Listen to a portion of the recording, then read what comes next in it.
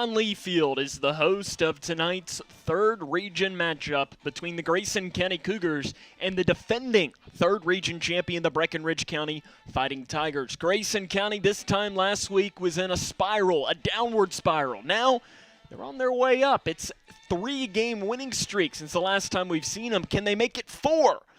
We'll soon find out against the Breckinridge County Fighting Tigers. And a good evening and welcome to Don Leitchfield for tonight's third region matchup between the Grayson County Cougars and the Breckinridge County Fighting Tigers. Sam Gormley with you. Appreciate you taking the time to tune in. Another gorgeous day for baseball here at the beautiful Don Leitchfield. Slight wind blowing in right now, but clouds are scattering the sky. The sun is out. It is perfect baseball weather. Coming up in our pregame show, we're going to introduce you to both the Grayson County Cougars and the Breckinridge County Fighting Tigers, give you tonight's starting lineups, and have all the play-by-play. That comes up and more right here on K105.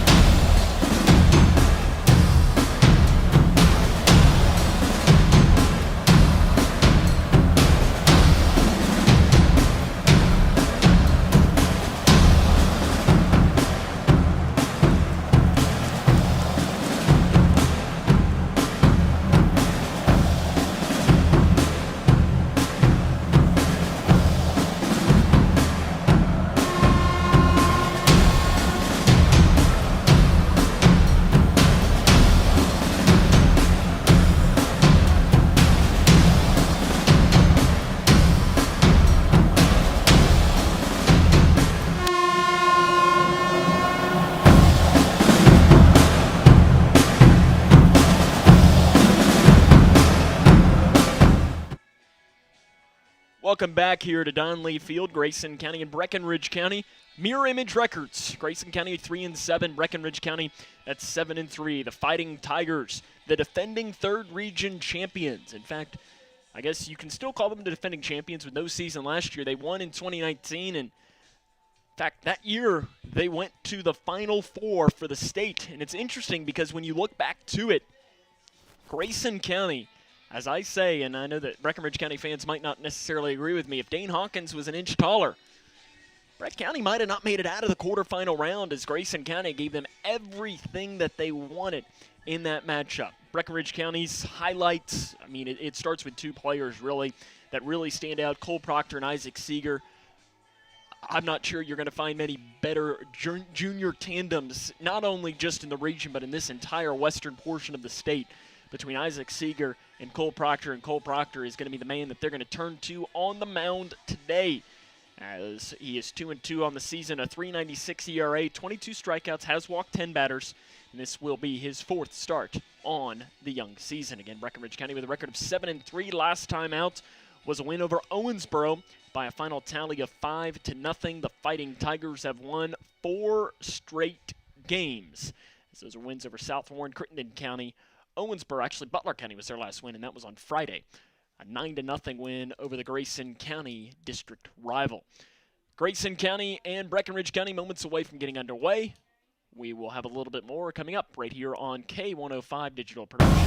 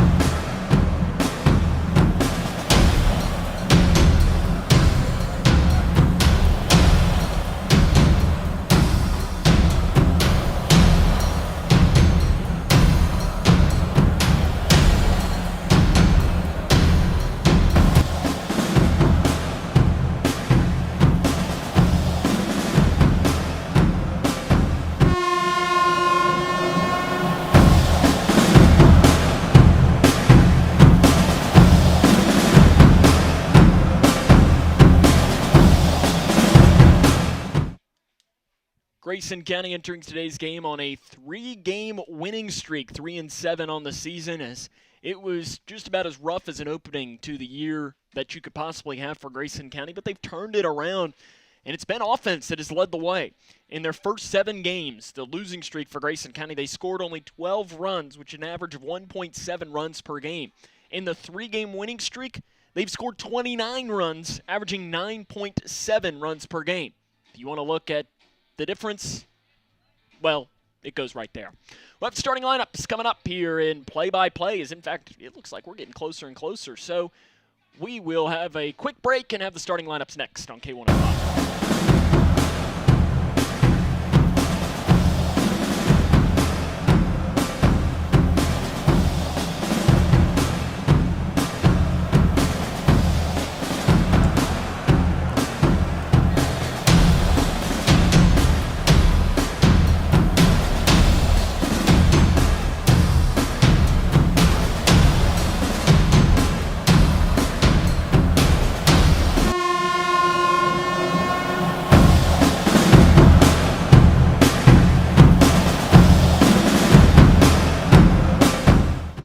Welcome back here to Leitchfield. The starting lineups here for tonight's game. First for the Breckinridge County Fighting Tigers.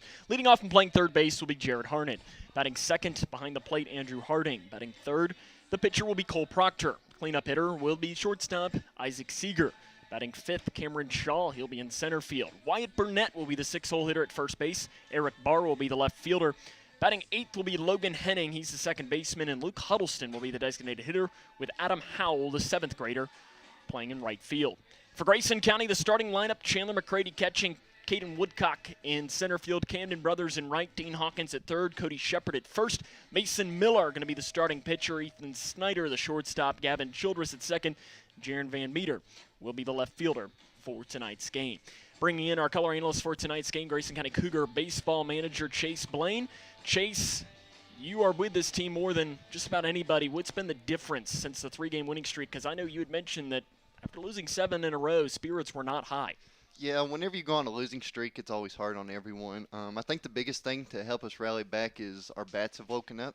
I know against the 2 games in McLean County, we had about a combined 15 hits, which always helps. I think that about tripled our season total up to that point. Mason Miller is going to be the starting pitcher tonight for Grayson County, a 5.02 ERA, 13 strikeouts, and his first pitch is fouled off to the right side of play. Jared Harnett is the leadoff hitter for the Breckinridge County Fighting Tigers. Mason Miller, again, the 5.02 ERA, 13 strikeouts. His whip saddled around 1.7 this year, and if you don't know what whip is, that's walks and hits per inning. So it's a good telling on how efficient you're being. The second pitch is a sweeping breaking ball that's a called strike down and outside. Again, the hitter for Breckinridge County is Jared Harnett. Harnett is the third baseman tonight, hitting .363, 2 doubles, 5 runs batted in. Pitch runs off the outside corner for ball 1. Harnett on the season also is probably what you would classify as their closer. He has 4 appearances, all out of the quote-unquote bullpen with 1 save. The 1-2 pitch coming from Miller is at the knees for ball 2, as that'll even up our count here. 2 balls and 2 strikes. Mason Miller, Chase, you were talking about it before we came on. Efficiency in getting first pitch strikes is big for him. As here comes the break even. Swing and a miss. The drop third strike, or did he foul tip it? They're going to say he foul tipped it. I thought that was going to be strike 3, but just staying alive is Jared Harnett. So he lives to see another pitch from the senior Mason Miller. The quick worker winds and fires.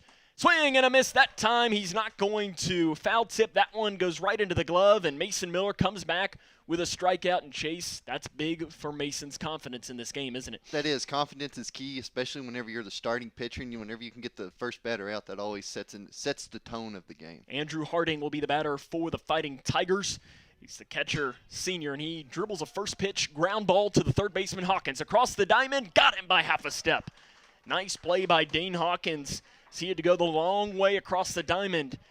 And the first 2 Breckinridge County batters are down for Grayson County, and they're going to turn to the pitcher, Cole Proctor. He's hitting .355 on the season, 3 doubles, 7 runs batted in. And he will be the starting pitcher for the Fighting Tigers in tonight's game. Mason Miller looks for the sign from Chandler McCready. The wind of the pitch is in the dirt, and looks like, was that a ball, or I guess it is a ball. I was going to say it looked low to me, but our umpire's ball call also kind of sounds like a strike call. Something that we just got to keep in mind as we move forward. The 1-0 coming from Miller is a line drive into right field. Looked like Cody Shepard might have had a play on it at first, but I think it just kind of went into what we would classify as no man's land, and there is a single with 2 outs for Cole Proctor, and it's going to go to Isaac Seeger. The junior shortstop hitting .267, 8 runs batted in, 2 doubles, and he does have 2 home runs for this Fighting Tigers team. The thing that stands out for Breckinridge County for me offensively is a statistic that we would classify as OPS. We'll dump into a little bit of that, as there's a first pitch that just misses, I guess, inside. The first one to Isaac Seeger. OPS-wise for Breckinridge County, which is when you combine the on-base percentage and the slugging percentage, it's a really good statistic. And there's a pickoff attempt. Throw was high from Miller, so Proctor slides in safely. The OPS for Breckinridge County as a team is .809. And if you're not into all of the analytics and the stats, to put that in perspective, as another large lead comes, the 1-0 pitch, Miller checks the runner and pitches, and there's a called strike. And to me, the first pitch that Miller threw to this at bat was a ball, and the second pitch, or sorry, flip it. The first pitch was a strike, and the second pitch was a ball, so it ends up working itself out. But Breckinridge County's OPS is .809. So where that would rank in Major League Baseball is the runner is off. There's a called strike, the throw down, and he is safe. The throw was decent, but it just kind of died and ended up taking a hop to Ethan Snyder, the shortstop, and the runner is in safely, as that was a called strike on the play, so Proctor does move into scoring position. But that OPS of .809 would rank second in the major leagues. Again, I know that obviously we're comparing apples to oranges, as there's a pitch that runs off the outside corner. The Dodgers are number 1 with .811. And Breckinridge County would be just ahead of the Cincinnati Reds at .808. So what that says is this is a good offensive team. The break-even pitch coming from Mason Miller. Another large leadoff by Proctor down at second. Miller checks the runner, checks him again. The pitch is a fly ball right side. It's going to be a long run for the right fielder brothers, and he will make the catch. Through one half of an inning, Breckinridge County puts a runner in scoring position but can't have him cross. And through the first half, it's Breck County 0, and the Cougs are coming up. This is Grayson County Cougar Baseball on County 5.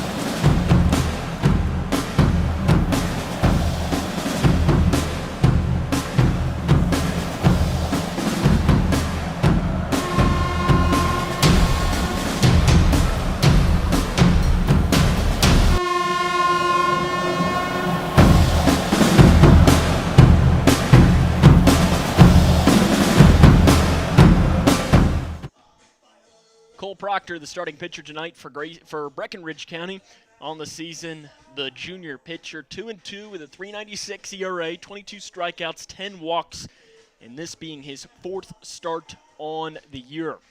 Proctor, height-wise, when you look at him, stands 6'1", 185 pounds. So, say pretty much your average pitcher. Chase, scouting report on Cole Proctor. Proctor's going to come at you with a 4-pitch repertoire. He has a changeup, a fastball, low 80s fastball, a 12-6 curveball, and a slider. So probably you're very stereotypical. I don't want to say stereotypical, but you see that a lot from pitchers. You know, curveball, slider, and then you got your off-speed pitch and your traditional fastball. But throwing in the low 80s, something Grayson County is going to have to keep an eye on. And the first one that's going to get a chance will be Chandler McCready. The catcher hit 154 on the season, but he's still been coming back. And Chase, you know Chandler a lot more. He's really still not 100% from his appendectomy. As the first pitch is a called strike, Chandler thought about going over but doesn't swing. Is he back to 100% yet or no? one thing about Chandler is you cannot keep him down, and no one knows what you could hit this man with a truck, There's a foul tip off to the right side of play. and he would never tell you.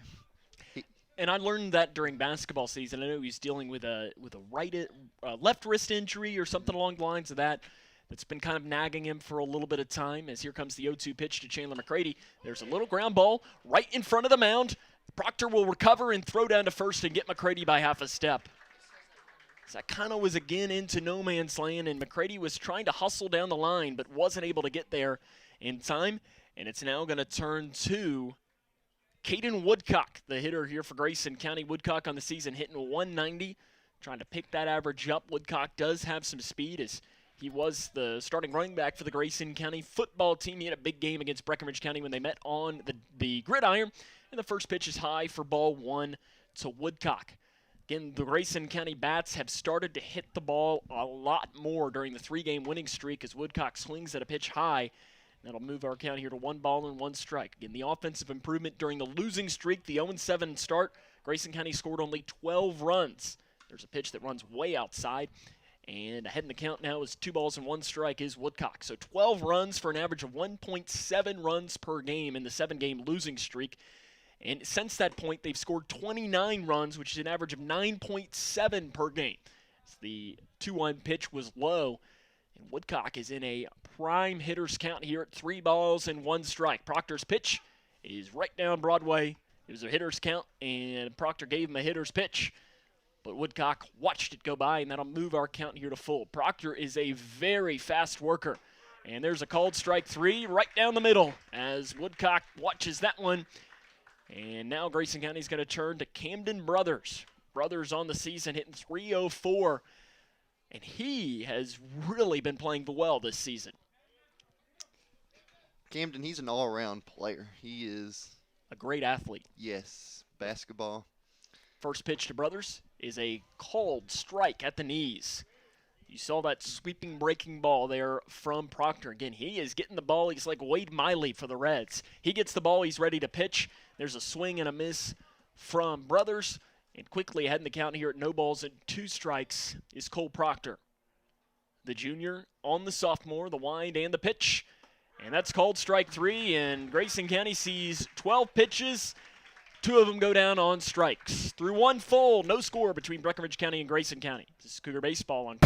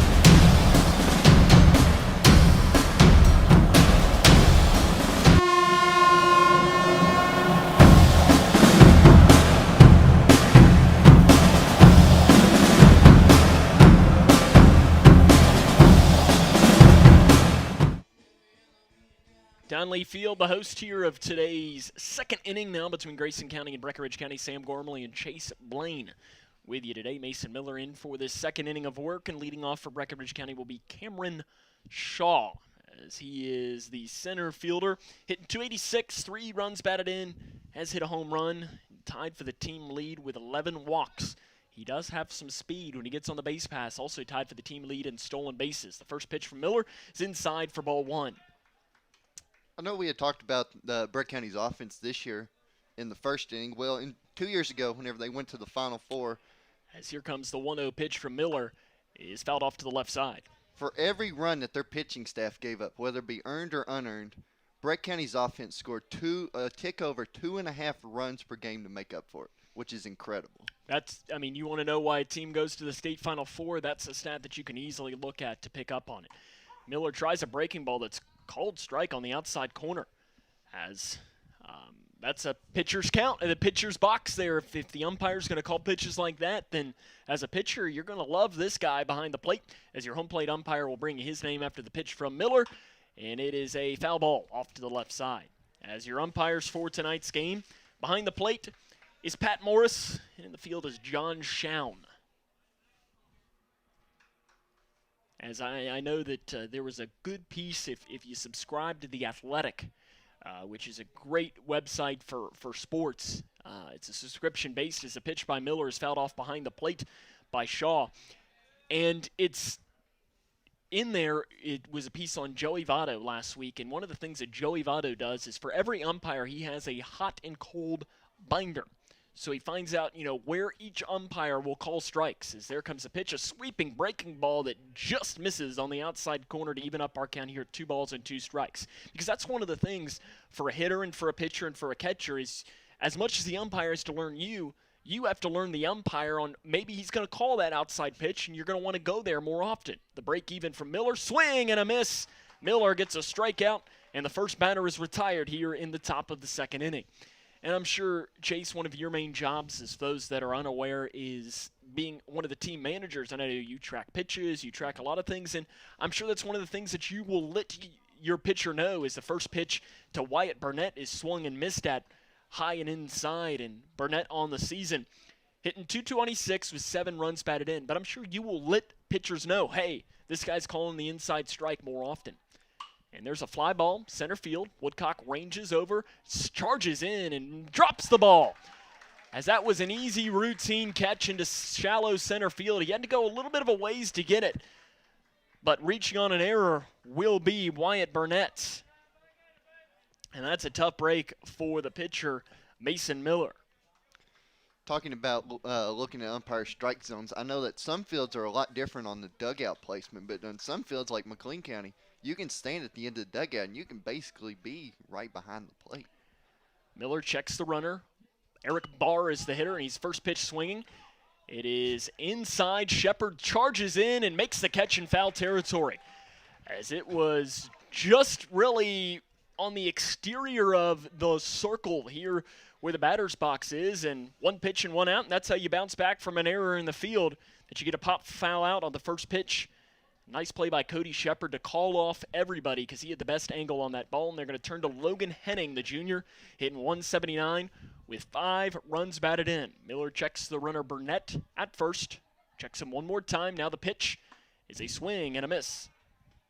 But yes, it's a big thing that you have to learn. As there was a pickoff attempt, and Burnett slides in safely down at first. You have to learn your umpire because while there is your traditional strike zone, every umpire is just a little bit different. But my biggest thing is if an umpire is consistent, then you can call that pitch. If you're calling it the entire game, then it's on the pitcher to learn. Swing and a miss, pitch high, gets off the glove of McCready, and luckily the runner Burnett stays at first base rather. So ahead in the count here at 0 balls and 2 strikes, Mason Miller trying to get out of the inning with no further damage after the error by the center fielder, Caden Woodcock. The wind in the pitch. Called strike 3. Mason Miller puts him down on strikes. And through 1.5, no score between Grayson County and Breckinridge County. This is Cougar Baseball on K105.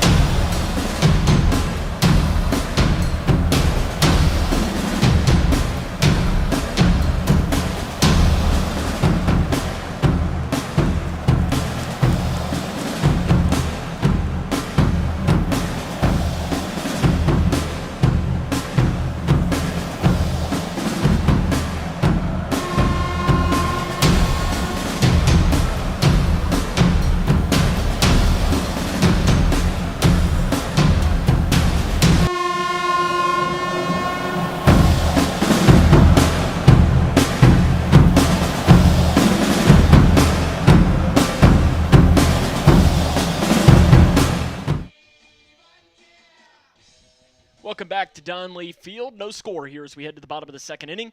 And leading off for Grayson County will be Dane Hawkins, as Cole Proctor is the pitcher in, and Hawkins on the season starting to hit the ball at a high level. And he dribbles one to the second baseman Henning. He gathers and throws. And one pitch, one out here in this inning.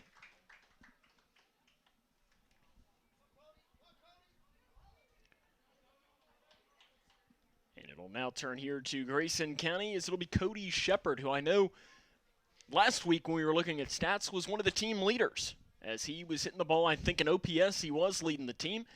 And pitch below his knees is called a strike by our home plate umpire. So big strike zone tonight, but like we had talked last half inning, big strike zone, you got to learn, you got to adjust as a hitter.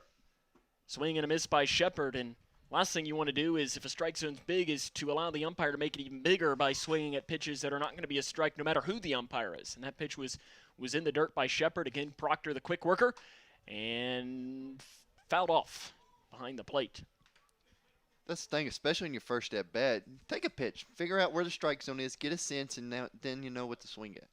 This is another thing with a pitcher that works fast like Proctor, as he pitches and swing and a miss, and that will be another strikeout for Cole Proctor. It's not a bad thing to call timeout, step out, mess with his rhythm, something along the lines of that. You will see that a lot when teams are, in fact, as I brought up for the Reds, Wade Miley. It's a great example because Wade Miley pitches very fast, and the pitch to Mason Miller is ball high.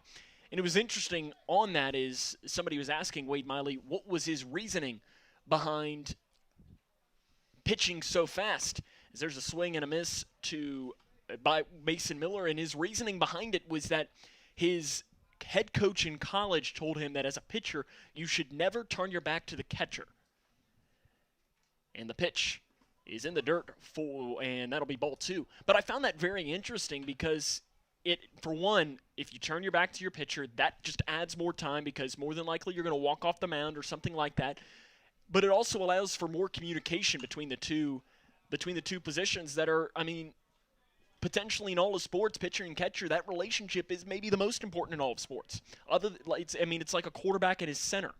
You need that communication to be perfect. And I'm sure that's something that Chandler McCready, the Grayson County catcher, works with his pitchers. And Mason Miller swings at a pitch. And 1, 2, 3 go the Cougars yet again on two strikeouts. And through two full. No score between Grayson County and Breckinridge County. This is Cougar Baseball on K1.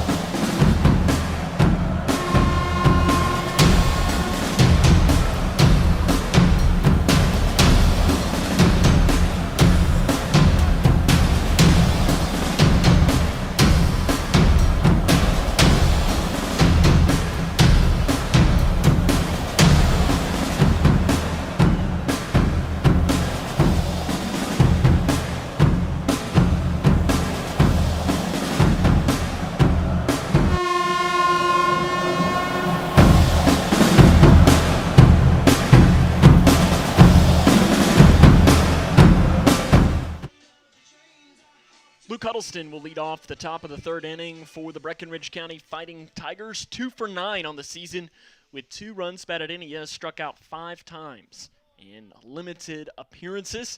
He's the designated hitter, so he's getting really his first action of the game so far here in the third inning. And Rob Manfred, the baseball commissioner, would love this one as we're in the third inning and it's only been 22 minutes since the first pitch. Here comes Mason Miller. The wind in the pitch is fouled off behind the plate. And quickly ahead in the count here at 0 balls and 1 strike. And Chase, we talked about it in the first inning. Mason getting a first pitch strike is a huge confidence booster, and it's the perfect way to start off an inning, especially just getting a first pitch strike to start out the inning. And there's a ground ball to the first baseman, Shepard. He immediately gathers and steps on first. And 2 pitches, gets 1 out here for Luke Huddleston and for Mason Miller. The pitch count, our goal as a team is for our pitchers to do an inning and 15 pitches, in which we are well on that way as of right now. Mason Miller through the first 2 had only thrown 27 pitches, so that works very well. Back to the top of the order for Jared Harned. First pitch swinging, fouls it off down the right field line. As Camden Brothers went chasing after that one, but unless he was Mrs. Incredible and stretches out to grab that one, I don't think he's going to be able to make that play. But I like the hustle. In some instances for an outfielder, it's just good just to run after it, just to get yourself in the game. As here comes the pitch, it's a slow grounder to Hawkins, but rolls foul down that third base line. So no balls and 2 strikes. Miller quickly ahead in the count here. Harned in his first at bat, struck out swinging against Miller. Breckinridge County, when you look at him this season, has struck out 44 times in 264 at-bats. So not a incredibly high percentage, but they do strike out. And they've struck out against Miller here so far in this game. The 0-2 pitch, low, just misses. I think Miller is starting to find that groove too. Same thing with Cole Proctor. When you get 2 pitchers who are really speeding up, can make for baseball being a very enjoyable game. Fly ball, right side of the infield. The second baseman, Childress, is back calling, and he makes the play just on the edge of the grass. There's the second out of the inning. Nice job battling the sun to get that to play, Gavin Childress. And it'll go to Andrew Harding, the catcher. He grounded out to third base in his first at bat.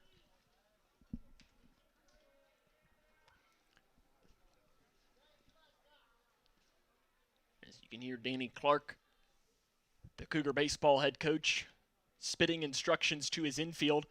I think he called for Dane Hawkins to toe the line a little bit more. And the first pitch is a called strike on the inside corner to Andrew Harding. That's another one of the duties that I do is whenever second time, third time through a batting order, you tell the fielder where it comes so they're on their toes. Exactly. It's a good way to do it. And there's a pitch outside to move our count here to 1 ball and 1 strike. I know that was always my job, is I fully admit that I was not a very good baseball player, and in Little League, whenever we would go to tournaments, my coach would give me that job so I wouldn't play, because he knew that I'd be fine with keeping stats, and I'd enjoy that even more, because he knew if that he played me, his chances of winning were already very, very low, because I'd never played on a good team, as there's a pitch inside for ball 2. But his chances with me in there were much lower than they were with me in there, because as they called me, I was an easy out. Sam, we are just alike. I had a high on-base percentage, but couldn't hit the ball. The 2-1 pitch coming from Mason Miller is a ground ball to the shortstop, Snyder. It takes a weird hop. He tries to recover, and it's not going to get there in time. Took a bad hop on the infield, and Ethan Snyder. Again, this is one of these that we can go back and forth. Does a bad hop classify as an error or not? I think that one probably should, as it took a weird hop on the infield. You could see it, but immediately we're going to have a courtesy runner, as it'll be Chase Hardesty. Chase, you're usually the official scorer down there. How are you scoring that? So me and Danny have had a couple, I don't want to say arguments, disagreements on how to score plays. I always believe in error first, especially if it's hit to you. You should anticipate the hop, where the ball's going to go. So here comes the batter, Cole Proctor, 1 for 1 today. Again, one of the big hitters. Pickoff attempt in safely is Hardesty.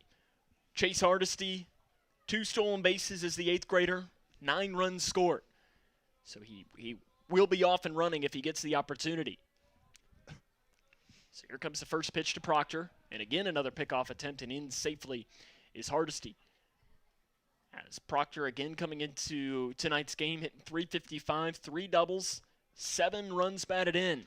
So he is the starting pitcher, so he's going to try and help himself into speed on first. Hit it to the gap, could score. The pitch just misses high for ball 1. Miller's had a base runner now in every inning. One was a little bloop hit into right field, and the other 2 have reached by an error. And if you're Grayson County, you can't have that happen. The pitch outside for ball 2. This is another one of these things that you will see sometimes from a pitcher where a runner on first has speed, that you worry too much about the runner on first and worry less about the most important person in the game right now, and that's Cole Proctor, the hitter, in the right-handed batter's box. There's a pitch right down the middle. That'll move our count here to 2-1 strike. And I'm sure that Danny Clark, you will see sometimes, and I know we've seen it a couple of times this season, where when he goes out for a mound visit, it's probably one of those conversations where it's like, let's worry about the hitter because he's the most important batter right now. Here comes the 2-1 from Miller. Sweeping breaking ball that is ripped into right field. It is a foul ball. It was foul, but not foul by much. It's kind of hard for us to see as that is right into the sun. And that'll even up our count here. 2 strikes to Cole Proctor. Big pitch coming here if you're Mason Miller. You don't want to go full and allow that runner to be off and running.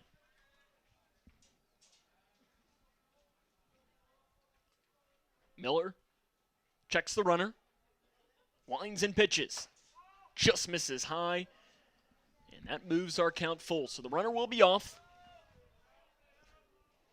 Will Miller throw over to try and potentially catch him off in a pickoff, or will he just worry about Cole Proctor? The wind and the pitch is a fly ball left field. Jaron Van Meter misreads it at first, but recovers and makes the third out of the inning. Through 2.5, no score between Grayson County and Breckinridge County. This is Cougar Baseball on K105.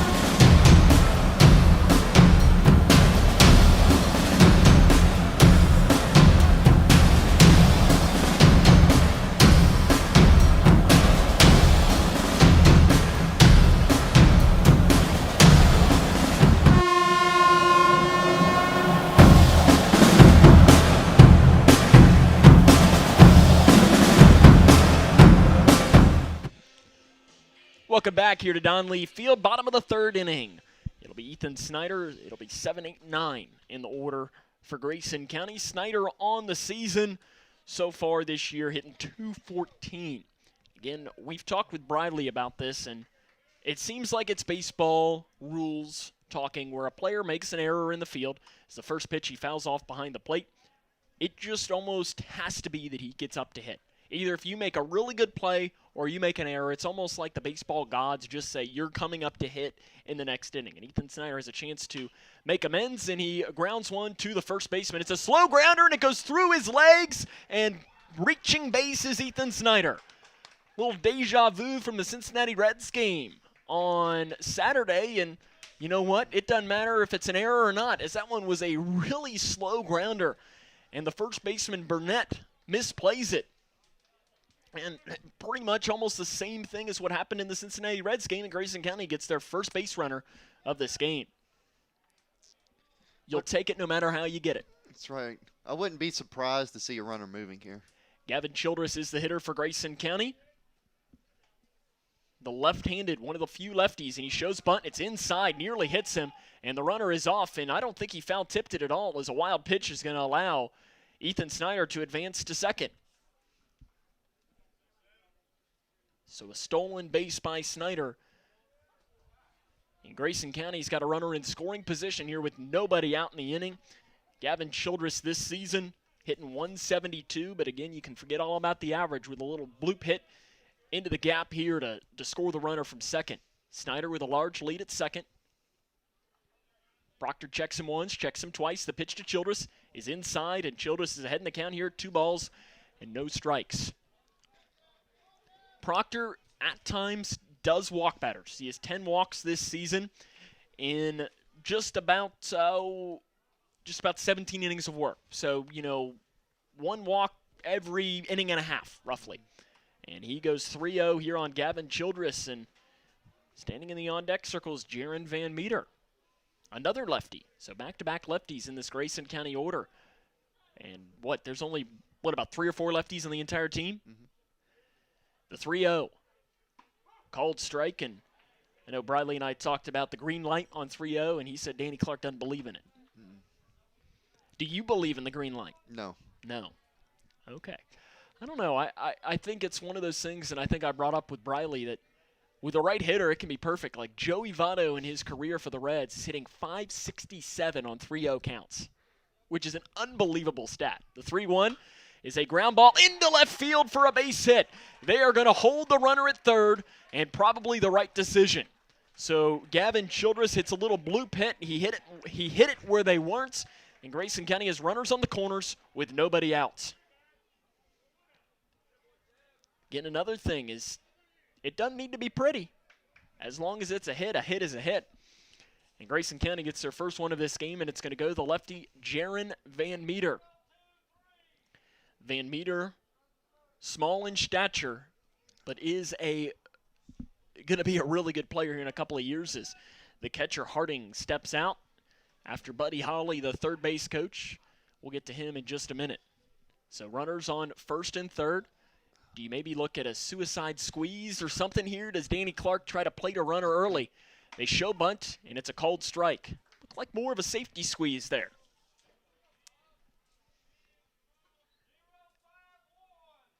Buddy Holly he calls out some numbers to see what might be coming. And I know, Chase, you have the sheet in front of you. You don't have to spoil what it is. You don't want to give away signs. So there's a pitch inside, and they're going to call that a strike. They're going to say that Van Meter made a play on that ball, and now that changes the at-bat with no balls and 2 strikes. Still, though, nobody out in the inning. I don't think you're seeing a bunt here.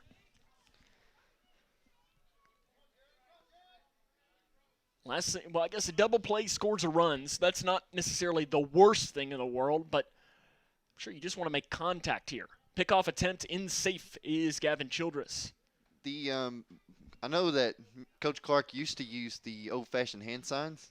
However, a player actually moved to Breck County, and they stole all their signs for a game. And so that's how we went to the number system. The number system. And Van Meter makes nice contact. Fouled off, though, down the third base line. I guess we call it wristbands, not really a number system. Yeah, I mean, whatever works, though, it's tougher. I know that whenever I'd be at my little brother's games, I'd always try to figure out what the signs were on the other team, as just because I was trying to find myself something to do, and I felt like that was the best way. Is I pulled a little Houston Astros, and there's strike 3 to Van Meter, but Gavin Childress does take second. So Grayson County does put now 2 runners in scoring position. Go back to the top of the order for Chandler McCready. This is a huge moment for Grayson County. You're playing the defending region champions, 7-3 on the season. You've got runners in second and third with 1 out. You've got to plate them. Cole Proctor checks the runner at second. The pitch, McCready, does he foul that one off, or does that just get off of the glove? I'm not really sure from the home plate umpire. He didn't really seem to give us a call. I think he called it a strike or a foul. I think in a close game like this, you have to chip away and get every run that you can. Absolutely, with both pitchers throwing the ball very well. Checking the runner at second. The pitch is a fly ball, right field. It is going to be caught by Howe, and they're going to chest the run. The play comes in. They're going to have him in safely, and there's a sacrifice fly for Grayson County, and the Cougs are up 1-0. Exactly what you need to do for Chandler McCready. He hits it to the right side of the infield. It's a fly ball into right field, and honestly, you can't draw it up much better than that. If you're going to get an out, it's the perfect way to do it, and Gavin Childress, a smart heads-up play going to third as well. And Caden Woodcock will come in, 0 for 1 today, strikeout, looking in his first at-bat. So Grayson County has the 1-0 lead here against Breckinridge County. And there's a little ground ball to the third baseman. It's going to be a tough throw across the diamond by Harnett, and he makes the throw for the third out of the inning. Grayson County, though, does score 1. And through 3 full, Cougs up 1-0. This is Grayson County Cougar Baseball on Cable.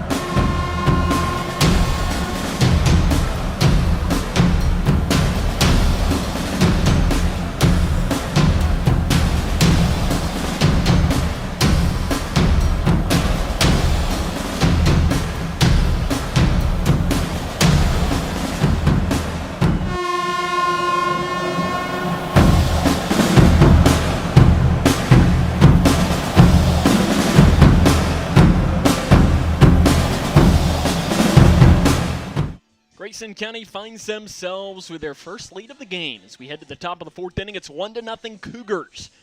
It's going to be Isaac Seeger that will lead off for Breckinridge County in his first at-bat. He popped out to right field. So great start here for Grayson County. You've got the lead. Now the last thing you want to do is allow Breckinridge County to tie this up or take the lead. You need to keep good old Uncle Mo on your side right now. As the first pitch to Miller is a ground ball right back to him. And he'll throw on to first, one pitch, one out, and to the cleanup hitter. You can't draw it up much better than that to get the first out of the inning. That helps with your pitch count for sure. Sam Gormley and Chase Blaine with you tonight. We appreciate you taking the time to tune in here on K105. As it'll now turn to Cameron Shaw. 5-hole hitter, struck out swinging in his first at-bat. Mason Miller checks the sign from McCready. The wind and the pitch is a fly ball into center field. Woodcock goes back straight away and makes the catch. Woodcock dropped the ball out in the outfield in the first inning, but makes the play on that one. And 2 pitches, 2 outs. And it'll now go to Wyatt Burnett. The first baseman reached on an error by Caden Woodcock in his first at-bat. Mason Miller trying to go for the old 3-pitch inning. And Breckinridge County does what any good team would do, make sure that it's not going to happen and watch a pitch go by. So there's a called strike. Wyatt Burnett again 0 for 1 tonight. Miller, the quick worker, winds and fires. Another called strike at the knees, and Miller's breaking pitches are really snapping in this game. So here comes the 0-2. McCready setting up outside. The pitch is fouled off to the right side out of play. Mason Miller has been very efficient in this game, as not this next pitch, but the pitch after will be the 50th of the game. As here comes the pitch. It is fouled off behind the plate, and we'll do this one more time. So again, this next pitch will be number 50 for Mason Miller as we're in the top of the fourth inning. For 4 innings, that's great. It's right where you want to be. Miller, the fast worker, winds and pitches. And again, another foul ball. And after having pitching only 2 pitches to get the first 2 outs, this one has gone 5 pitches. So Wyatt Burnett is probably doing exactly what Breckinridge County head coach Jeremy Bennett told him to do. And, let's lengthen this at bat. Let's try and get to the Grayson County bullpen if we can. Miller's throwing the ball very well. The 0-2, outside for ball 1. And I don't mind that. Miller wasting a pitch, trying to get the batter Burnett to swing over top of 1. I know we had a pitcher's count. It was 0-2, and you just keep pounding the fastball. I know Coach Buddy Hobby don't like wasting pitches. Pitch just misses low, and that'll even up the count here, 2 balls and 2 strikes. Some pitches are good 2-strike pitches, and that was one of them, the 12-6 curveball in the dirt. Make him swing over top of it, especially with no runners on base. The break even. Swing and a miss. Struck him out swinging. And through 3.5 innings, Grayson County hangs on to the 1-0 advantage. This is Cougar Baseball on K1.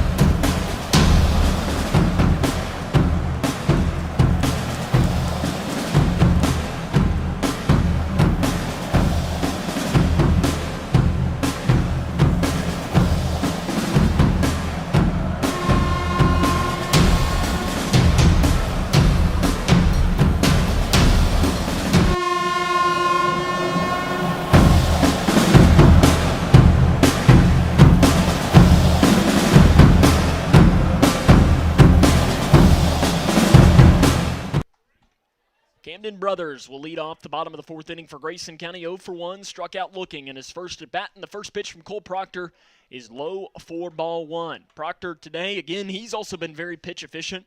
So far, 3 innings pitched, 1 hit, 1 run. It was not earned with 5 strikeouts. And the fast worker throws a pitch below the knees for ball 2. So Camden Brothers doing a nice job again. like Breckinridge County is trying to do against Mason Miller, Grayson County probably needs to do the same thing and make Proctor work. There's a pitch outside for called, strike one. And he's been consistent calling the outside pitch, and some might not say that's a strike, but again, like I always say, there's a foul ball down that first base line, and it bounces off and goes all the way into right field, and our field umpire has to run all the way out there to grab it. Rolls it into first base coach Jody Nutt.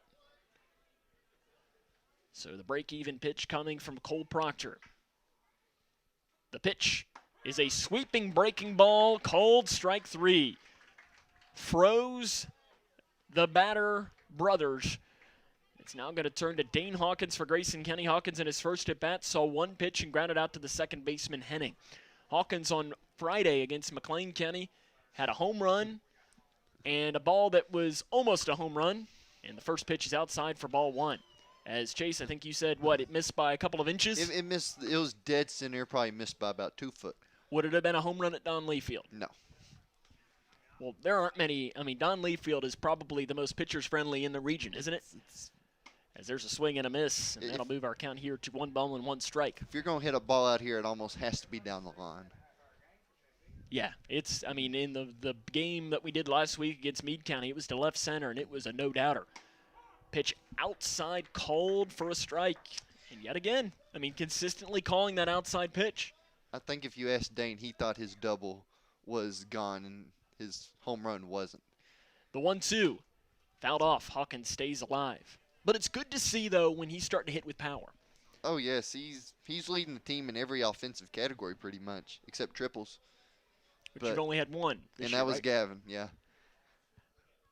The 1-2 pitch coming is a swing at a pitch in the dirt, recovered by the catcher Harding, and he'll throw on for the second out of the inning. So 2 down here in the bottom of 4th, and it'll be Cody Shepard. Shepard struck out swinging in his first at-bat. Did Cole Proctor today. He's striking it out, but Grayson County did the right thing in getting at least one runner across the plate in that last inning, as there's a pitch in the dirt that gets underneath the legs of Harding. It goes all the way to the backstop, and our home plate umpire goes back there to grab it, and he's just going to throw that right back in his pouch and says, let's play ball. The 1-0, fouled off behind the plate by Cody Shepard. But, I mean, taking advantage in that last inning, I mean, you can look back at the inning when this game is over that might be the difference in the game, that they took advantage of a error by Breckinridge County. Pitch another one outside the dirt, tried to be picked by the catcher Harding, but wasn't able to get it, and the count will go to 2 balls and 1 strike.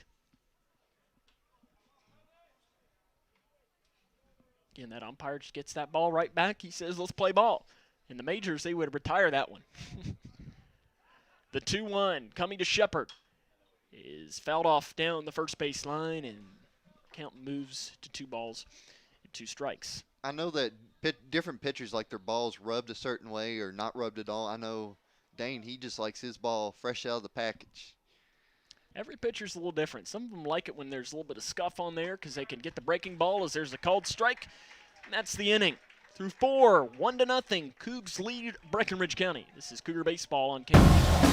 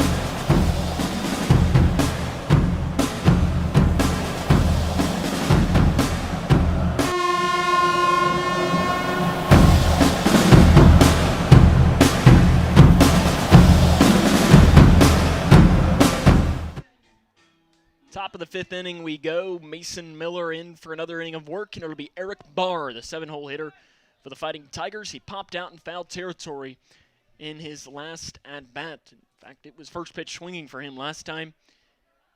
He leads the team. Stat stands out to me, leads the team with 8 strikeouts. So Mason Miller, if he can get the pitches going, he can start this inning off on the right notes. And the first pitch slipped out of his hand a little bit and was high for ball 1. I think you could tell that Mason, when he got that ball back in his hand, was a little wondering, what happened there? The 1-0 is a ground ball to the third baseman, and they're going to say that it hit the batter's box first, so that's a foul ball. Good job by Dane there to go ahead and finish the play just in case. Wait till you hear the umpire make the call. It's just like in any sport, play to the whistle.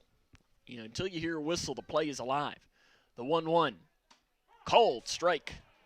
And I think back to play in the Grayson County, Butler County football game where there was a pass behind the runner that Butler County stopped because they thought it was a forward pass, as there's a ball high. Even up our county are 2 balls and 2 strikes.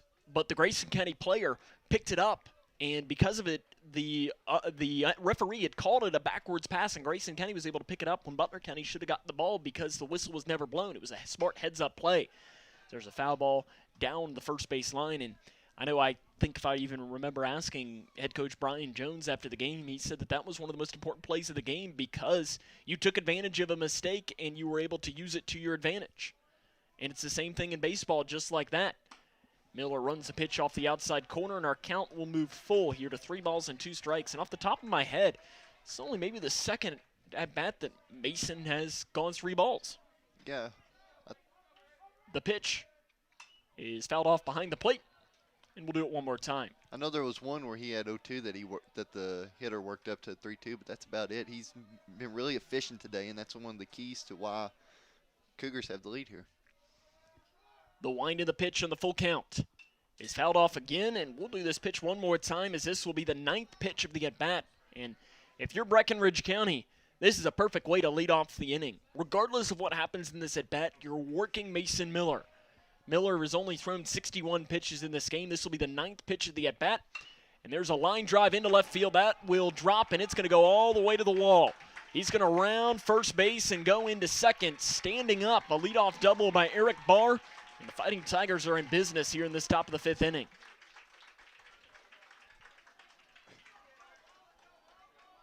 And I said that they could have ended it much better. Well, it was pretty much the perfect at-bat for Breckinridge County in that inning as they line one into left field. And they're not going to turn to Logan Henning. He struck out looking at his first at-bat. The runner Barr is at second. He is the tying run. The first pitch, high for ball 1. That was a prime example of a hitter failing off, taking a 2-strike approach and waiting for his pitch and taking advantage of it and capitalizing. They're going to call time, and looks like we're going to have a mound visit here. Looks like, is that Buddy Holly making his way out to the mound right now? Buddy Holly, of course, there is a little bit of a connection for him. Probably a little, not sure, emotional is maybe not the right word, but Buddy Holly spent 7 seasons as an assistant coach under Jeremy Bennett, the head coach for Breckinridge County. I'm sure that there are a little bit of emotions that he's in the first base dugout instead of the third base dugout. He probably knows every player on this team. And he quickly came out there and just talked to Mason. And, Chase, what do you think that conversation was like? That was probably just, hey, don't worry about the runner. Come out here, pitch your at-bat, getting out. 1 out here would go a long way. The runner is at second. That is Barr. Logan Henning, the hitter. Miller checks the runner. Showing bunt is Henning, and it's outside, maybe even a little bit of a pitch out there. That'll make our count here go to 2 balls and no strikes. Logan Henning has hair, looks like Jonathan India for the Cincinnati Reds. He's got the long, flowing brown hair. A little jealous. I don't have quite as good hair as that. The pitch, low, and Miller has fallen behind in the count here. 3 balls and no strikes. Mason needs to come out here, throw a strike. Not too good, but you need to come out here and get your at-bat back. Especially to the 8-hole hitter. You don't want to go 7, 8, 9 and allow that to be the spot in the order that crosses the run. There's a called strike right down Broadway, and that works. Now you're 3-1. You're back in this back in this at bat and make a good pitch here, and next thing you know, you got a chance to come back from 3-0. The pitch, called strike. Late call by the umpire, but it was a called strike, and the count moves to 3-2 strikes. Miller quickly gets on the mound. He's feeling the momentum from the 2 straight strikes. Checks the runner. The pitch, high, ball 4. Breckinridge County has the first 2 runners on. And it'll be Luke Huddleston, the designated hitter. He grounded out to first in his first at bat. And they're going to bring the infield in. They're going to bring Cody Shepard in at first, in on the grass. Dane Hawkins still plays even with third. Outfield pretty much straight away. The corner outfielders are playing in. Showing bunt, pulling away, called strike. As Camden Brothers and Jaron Van Meter are playing fairly shallow. Caden Woodcock, though, playing very deep in center field. So if a bloop hit could score a run here. The 0-1. Swing and a miss. And a big hitter here. You can't let the 9-hole hitter get on. Especially if even Snyder holding the lead runner at second. There's a lot of space. The pitch. Swing and a miss. Good morning, good afternoon, good night, says Mason Miller. There's the first out here in the top of the 5th inning, and it'll go back to the top of the order for Jared Harnett.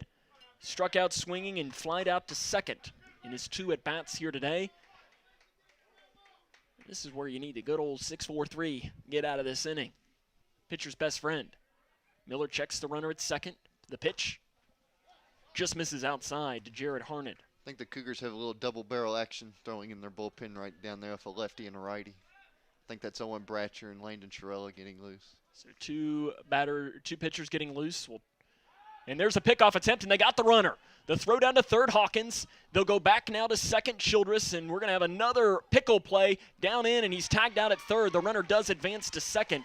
So they get the runner picked off. I think that tag was made by Ethan Snyder, I think was the one who made it at third. So the good old pickle works out. You get the lead runner, and you get the second out of the inning, and that changes everything. Nice job by Mason Miller and Ethan Snyder to make the tag on the play. That was a huge second out. Takes out any kind of sacrifice play.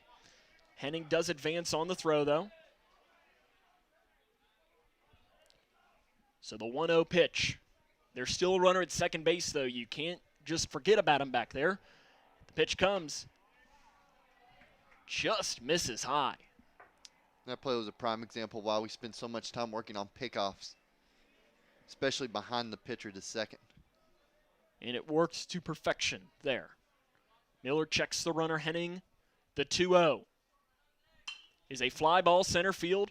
Woodcock angles over and makes the third out of the inning. Grayson County allows the Tigers to threaten, but no runners cross the plate. And through 4.5, the Cougs lead 1-0. This is Cougar Baseball on K1.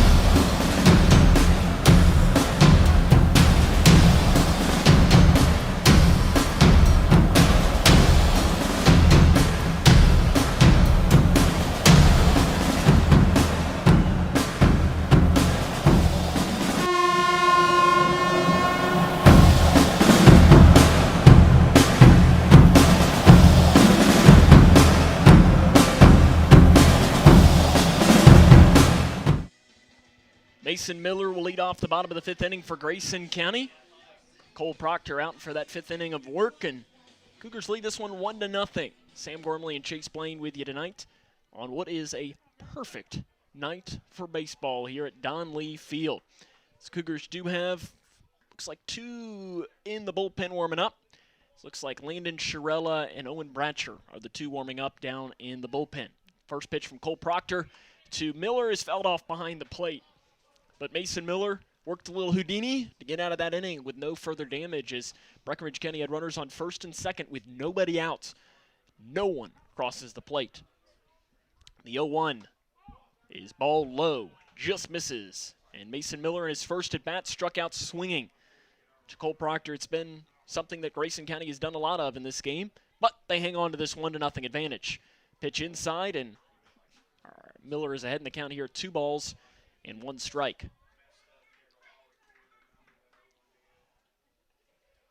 Proctor, long look down, the pitch bounces in, and Miller's in a prime hitter's count here, 3 balls and 1 strike. Proctor so far, that was pitch number 55, 71% for a strike. So he's been very efficient, as has Mason Miller. He's thrown 74 pitches, 68 for a strike. It's probably a good percentage for a pitcher if you throw 68%. Pitch called, strike at the knees, and our count will move full. Because I think in a lot of ways, you don't want to be at 100% strike. Because I think that shows that you're not, because 100% strike, hitters are going to learn is there's a swing and a miss. High and outside goes Mason Miller. He's swung at ball 4, and that's the first out of the inning. I think the 100% strike, though, you almost want to go ball sometimes. You're saying there's a way to be too dominant of a pitcher? I think so.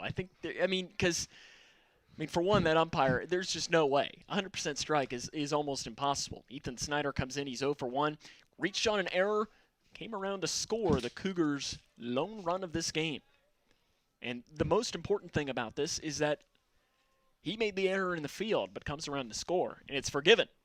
It's forgiven. I'm sure Mason Miller won't even think twice about the error in the field now because Ethan Snyder's the reason that it's 1-0. Pitch in the dirt, and Snyder's ahead in the count here, 2 balls and no strikes. Miller may not think about it, but you know who will? Ethan Snyder, because he has that drive of a baseball player that any coach would want. You love that. Who won't let that, that's not okay, I'm sure is what he's thinking to himself. And then it's kind of one of those things that when you come up to hit, you're trying to make sure that it doesn't happen. You want to make up for the error, and he did that. The 2-1 in the dirt, and he's heading the count here, 3 balls and 1 strike. It absolutely weighs in the back of your mind. Proctor waits for Snyder to get into the box. The 3-1 is a ground ball to the first baseman, foul. Just goes foul, but our field umpire tonight, John Schown, was right on top of that one. And our count will move full one more time here for Grayson County. Mason Miller just went full, and he swung at a pitch that was outside for ball 4. The pitch is a base hit into center field. Is it going to drop? No. The second baseman, Henning, was able to get back on that one. First off the bat, I thought that was going to get over his head, but a little line drive out. Allowed out for Ethan Snyder, and that's the second out of this inning. And it'll be Gavin Childress. He is the lone Cougar hit in tonight's game. So it was a little base hit to the left side that found the hole. The lefty checks Proctor, and here comes the pitch. Called strike on the inside corner. If you're the hitter, this is the matchup you want, lefty on righty. And he worked it perfectly the last time, going opposite field with a runner on first base, and he swings over top of that one. And Proctor is quickly ahead in the count here at 0 balls and 2 strikes. Do have an update here. Softball score at the end of the first inning. Edmonson County and Owensboro all knotted up at 2. The 0-2, ball low. Good eye by Gavin Childress to let that one go by, but it was close. It was very close. So 2 down here in the bottom of the 5th. Proctor, the wind, and the pitch is a pop-off to the left side, and it is going to go into the Breckinridge County dugout. That's a foul ball.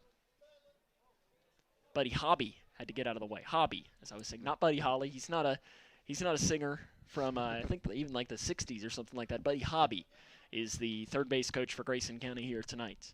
If you're the base coach, why not stay in? Maybe you'll get you have a right to the box. Stay in. Maybe you'll throw the fielder off and he'll drop it. Here comes the 1-2 pitch. 2 down here in the bottom of the 5th inning. And it's a rip into center field. It's kind of in no man's land, and the center fielder Shaw makes the catch. He took a weird path to the ball, but makes the final out of the inning. And through 5 full, Cougs lead 2-0 or 1-0. This is Cougar baseball on K105.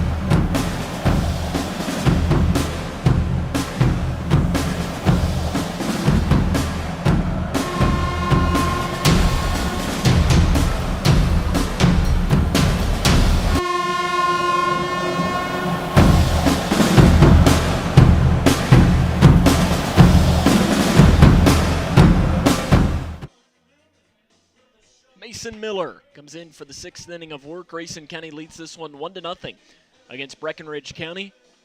It's been a great game tonight. If you like pitching, you've been in the right place in tonight's game. It's been 2 pitchers going head-to-head against one another, and it's going to be Andrew Harding, the Georgetown College commit, that will lead off for Breck County. He's 0 for 2, reached on an error, and grounded out to third base, and the first pitch from Miller is just high for ball 1. Harding signed officially back on the 25th of March. So he's going to be playing college baseball for Georgetown College, a nice baseball program. We got some nice facilities up there north of Lexington. Pitch low for ball 2.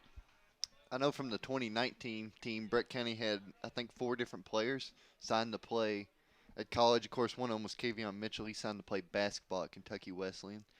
As here comes the 2-0 pitch from Miller. Called strike right down Broadway. Count moves to 2 balls, 1 strike. I know you have Brock Lucas, who's playing for the University of Tennessee right now. Preston Cottrell, he's playing at University of Southern Indiana, and John Higdon's playing at Kentucky State. Exactly, and I know that they had a player that graduated, I think, a year or 2 prior who's playing for Murray State as well. So they've got a couple D1 baseball guys as there's a pitch high, and Miller's fallen in behind in the count here, 3 balls and 1 strike. As a head coach, if you're Jeremy Bennett, this is now 10th season for him, 127 and 124. There's got to be nothing that feels better than seeing your guys play Division I baseball. Called strike on the outside corner, and our count moves full here, 3 balls and 2 strikes. As it's, that has got to be the most rewarding thing for a coach. I know that Mason Miller is the pitch. Called strike 3, right down the middle, the sweeping breaking ball. Gets in there, and a beautiful pitch by Mason Miller. Might have been the best pitch he's thrown tonight. And that was pitch number 80, and it doesn't look like he threw pitch number 80 as he freezes the 2-hill hitter. And it'll now go to Cole Proctor, the pitcher, going to try and help himself out. He has a single to right field and a line out to left. Chandler McCready with a long look into the Grayson County dugout as the battery for this Grayson County team. And the first pitch is high for ball 1. Mason is committed to play football at Campbellsville, along with Caden Woodcock out in center field and Zach Bratcher. So you've got 3 Cougar football players that will be playing for Campbellsville next season. So there's a pitch high for ball 2. And I know that Mason, Brian Jones, the Cougar football head coach, he said that Mason is the guy that he's going to struggle the most to replace. Not that, replacing your leading tackler and your leading rusher are going to be very difficult, but there's a pitch that he misses high and 3 balls and no strikes to Cole Proctor.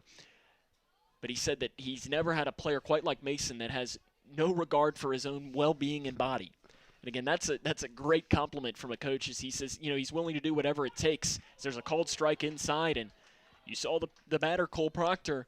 He turned to walk towards first. And you get some umpires who, if you do that in a way that they think that you're showing them up, and if it's anything close now, it's going to be a strike. So Proctor better be looking to swing here. The 3-1 is a line drive cut by Childress. He's going to throw on to first. No, he won't, because the umpire calls him out regardless. So they get maybe a benefit of a low strike call, and Gavin Childress makes a nice play going down to 1 knee. There's 2 down in the inning here in the top of the 6th. Isaac Seeger will be the hitter. He's grounded out to the pitcher and popped out to right field. As the pitch from Miller. Cold strike. He again goes to that breaking ball and finds it in there. As I hear now, Mr. Spirit is here tonight. He's standing right next to the Cougar baseball dugout as there's a pitch fouled off down the first base line, and Miller's ahead in the count here at 0-2. As you can hear him, he's cheering on the team, and there is quite no pep talk quite like a Mr. Spirit pep talk. The 0-2 from Miller. Fly ball, right field. Brothers has it gathered. He charges in and makes the catch, and that is the inning. Mason Miller, 6 shutout innings. We head to the bottom of 6. Cougs lead 1-0. This is Grayson County Cougar baseball on K105.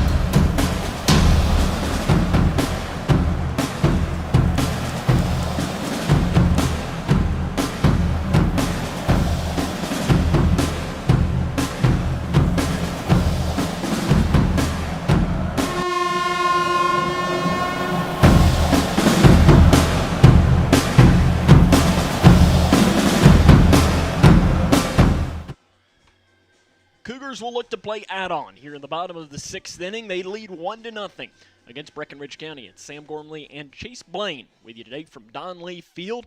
Grayson County looking to make this a 4-game winning streak against the defending region champions Breckinridge County, and it'll be Jaron Van Meter, the freshman, to lead off. He struck out swinging in his first and only at bat, and the first pitch to him he swings over top of from Cole Proctor. Proctor has been very good for Breckinridge County. The only run scored was unearned. And he's pitched the ball just very well. I mean, there's nothing he should shy away from. And there's a cold strike at the knees, and he's quickly heading the count here at 0-2. Proctor pitched 1 week ago today against Owensboro, pitched a two-hit shutout against the Red Devils. So he's been throwing the ball very well for the Tigers. And Van Meter swings over top of that one. He sees 3 pitches, and he'll head back to the dugout on a putout. Go back to the top of the order now, Chandler McCready. He grounded out to the pitcher and had the biggest hit of this game, a sacrifice fly to right field that scored our only run of the game. And you look back on it, it was the epitome of perfect hitting there for Chandler McCready. Is if you're not going to get on base, he did exactly what he was supposed to. And I'm sure Danny Clark was thrilled with that at bat. First pitch to him is outside for ball 1. Proctor, the quick worker. Cold strike on the inside corner. You heard Danny Clark, the head coach for Grayson County, shout out at Chandler, probably telling him to watch for that inside pitch. He goes to it again, and it's popped up straight in the infield. The pitcher, Proctor, comes off the mound, and he'll make the catch right at the line. The umpire does say it was in fair territory. There's the second out of this inning.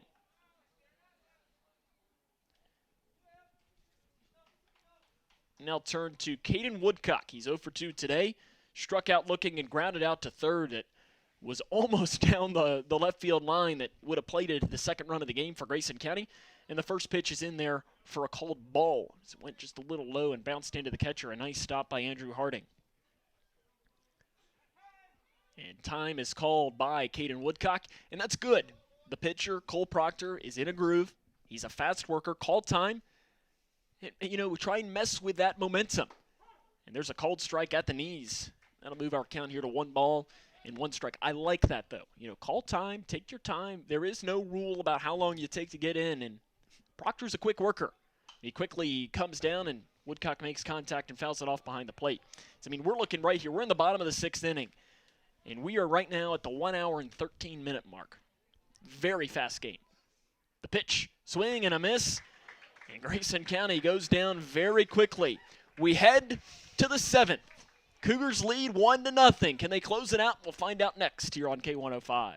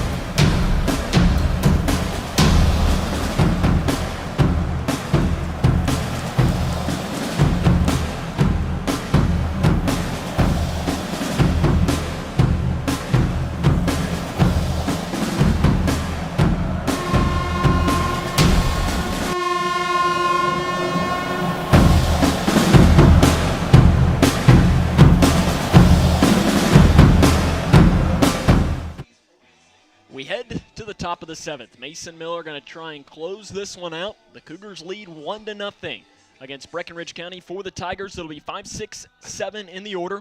It'll be Cameron Shaw, it'll be Burnett, and it'll be Barr. Mason Miller, the starting pitcher today for Grayson County, has gone 6 innings.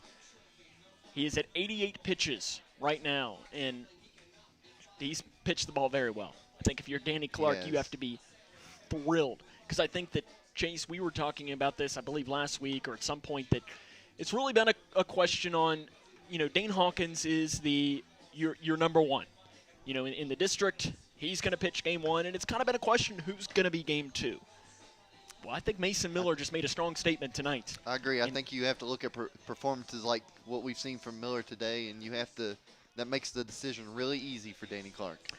But then again, you look at Friday, Camden Brothers seemed to throw the ball it was Thursday against North Hardin, yes. where that he threw the ball very well. It'll be Cameron Shaw to lead off. He's 0 for 2, strikeout swinging and a fly out to center. First pitch, cold strike on the inside corner. Mason Miller is using the momentum that he's got to try and finish this one off. The wind in the pitch is a snag by Hawkins at third. He recovers and throws. Got him! What a play by Dane Hawkins at third base. He saves a hit. What a play by Hawkins down at third. They call it the hot corner for a reason. And what a play. Dane, he read that one perfect, dove, got back on his feet, made a strike throw to Cody Shepard at first. Everything you could want from a ball smoked at the third base. Wyatt Burnett is the hitter, and the first pitch is outside for ball 1. Burnett today has reached on an error and struck out swinging. So I was going to say, the Jeremy Bennett, the head coach, or somebody from the Breckinridge County dugout had the same question that I did. Whether it was a ball or a strike. There's a fly ball, left field. Van Meter in on his horse. It's kind of in no man's land, and it's going to drop. As that one just kind of blooped in the middle of nowhere. And there is the tying run on base. I know Chase, Danny Clark has a name for that, doesn't he? What's he call that? It's called a bleeder. Oh, Briley had a different name for it the other night. A duck fart? Is that what he calls it? A duck fart? I feel like that's what Briley was saying last week, that Danny Clark calls it. I guess you've never heard that. It'll be Eric Barr. He's 1 for 2. He doubled in his last at bat as it went all the way to the wall, and the first pitch is the ball. I love the aggressiveness by Chandler to get up. He loves to backpick, play aggressively. Burnett is that runner at first. Miller checks the runner and pitches, and it's fly ball right side, and it is going to go out of play. Camden Brothers chases it to the wall, but runs out of room. I think we talked about this. Is Mason Miller right now at 95. The next pitch will be 95. How long of a leash is it for Danny Clark? Looks like he's still got some pair throwing in the bullpen. Looks like Landon Shirella, the lefty, is one warming up, and I believe Owen Bratcher is the other one. Miller checks the runner. The pickoff attempt, he's in safely. Nice move by Mason Miller, and Grace, he's already picked off one man today. He's going to try and look for the second one in this one. Eric Barr again 1 for 2. He is the biggest hit for Breckinridge County in this game. The rip down the left field line. The 1-1. Cold strike at the knees. That's a big pitch to get ahead. Now you want to go right after this guy, don't give him nothing. The last thing you want is a pass ball or something along the lines of that and puts that runner into scoring position. Miller checks the runner. The pitch is a looper into right center field. It's going to go all the way to the wall, and we are going to have a play at home. Woodcock is going to fire this one in. The relay throw coming in at the plate. It's a good throw, but it goes wide, and Breckinridge County has tied this game up at 1. The runner will advance to third on the play, and it is 1-1. Breckinridge County has tied this one up with 1 out in the top of the 7th inning. And you got a feel for Mason Miller out there. He threw the ball extremely well, and it looks like that is going to be the game for Mason Miller. They're in a single head. He should not hang his head at all. Mason Miller's thrown the ball extremely well. Danny Clark coming out. He might not pull him. Yeah, there was not much you could do with that pitch. That one was just a textbook definition of hitting the gap between center and right. The throw in, it was a little up the line. Not much Chandler could do. Great job by him to knock that one down. And prevent possibly the second run from coming around and scoring. Mason Miller is at 96 pitches. And I like the umpire was coming to break up the meeting, and Jody Nutt walks out to hand him some balls to stop him from breaking up the meeting. I like the job there by the assistant coach, and they're going to leave Mason in the game. I like this move. Go ahead, finish what you started. You have nothing to lose at this point. So the runner is at third bar, and it's going to be the 8-hole hitter Logan Henning. He's walked and struck out looking. One down.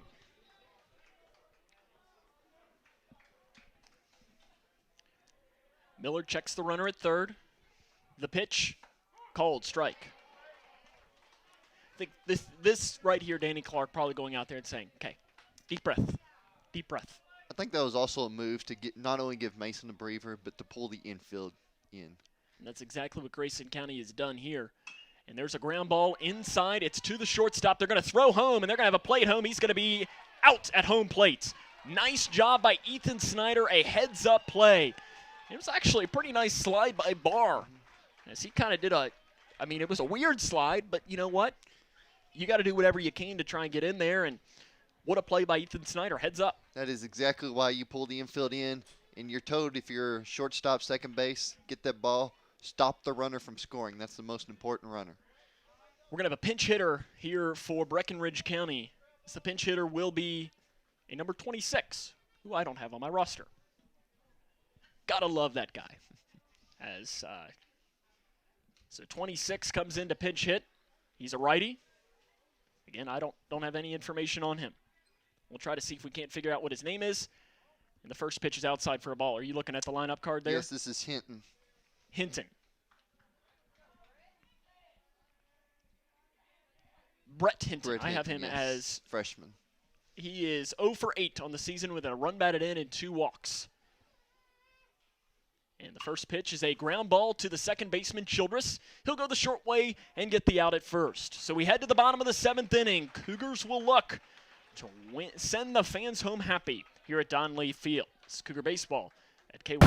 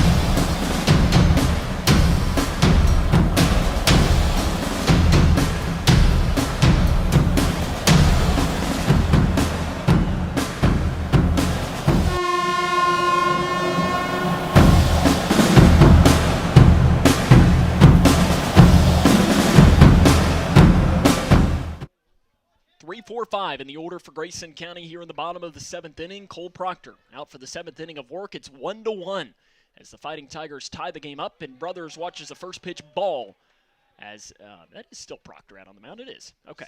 It's just making sure that they didn't go do their bullpen. And there's a called strike, and again, Proctor doesn't waste any time as that was his 80th pitch of the game. Brothers in his first 2 at-bats struck out looking both times. The 1-1 is fouled off behind the plate. And I know Briley was making a comment when we had him on, I think last week. He says, when you strike out looking, you're looking to hit next time. You don't want to go down on strikes for a second time, let alone a third time. And he swings and misses at that one. It's in the dirt, and the throw down to first, and there is the first out of this inning. According to Danny Clark, the worst play in baseball is a backwards K, a strikeout looking.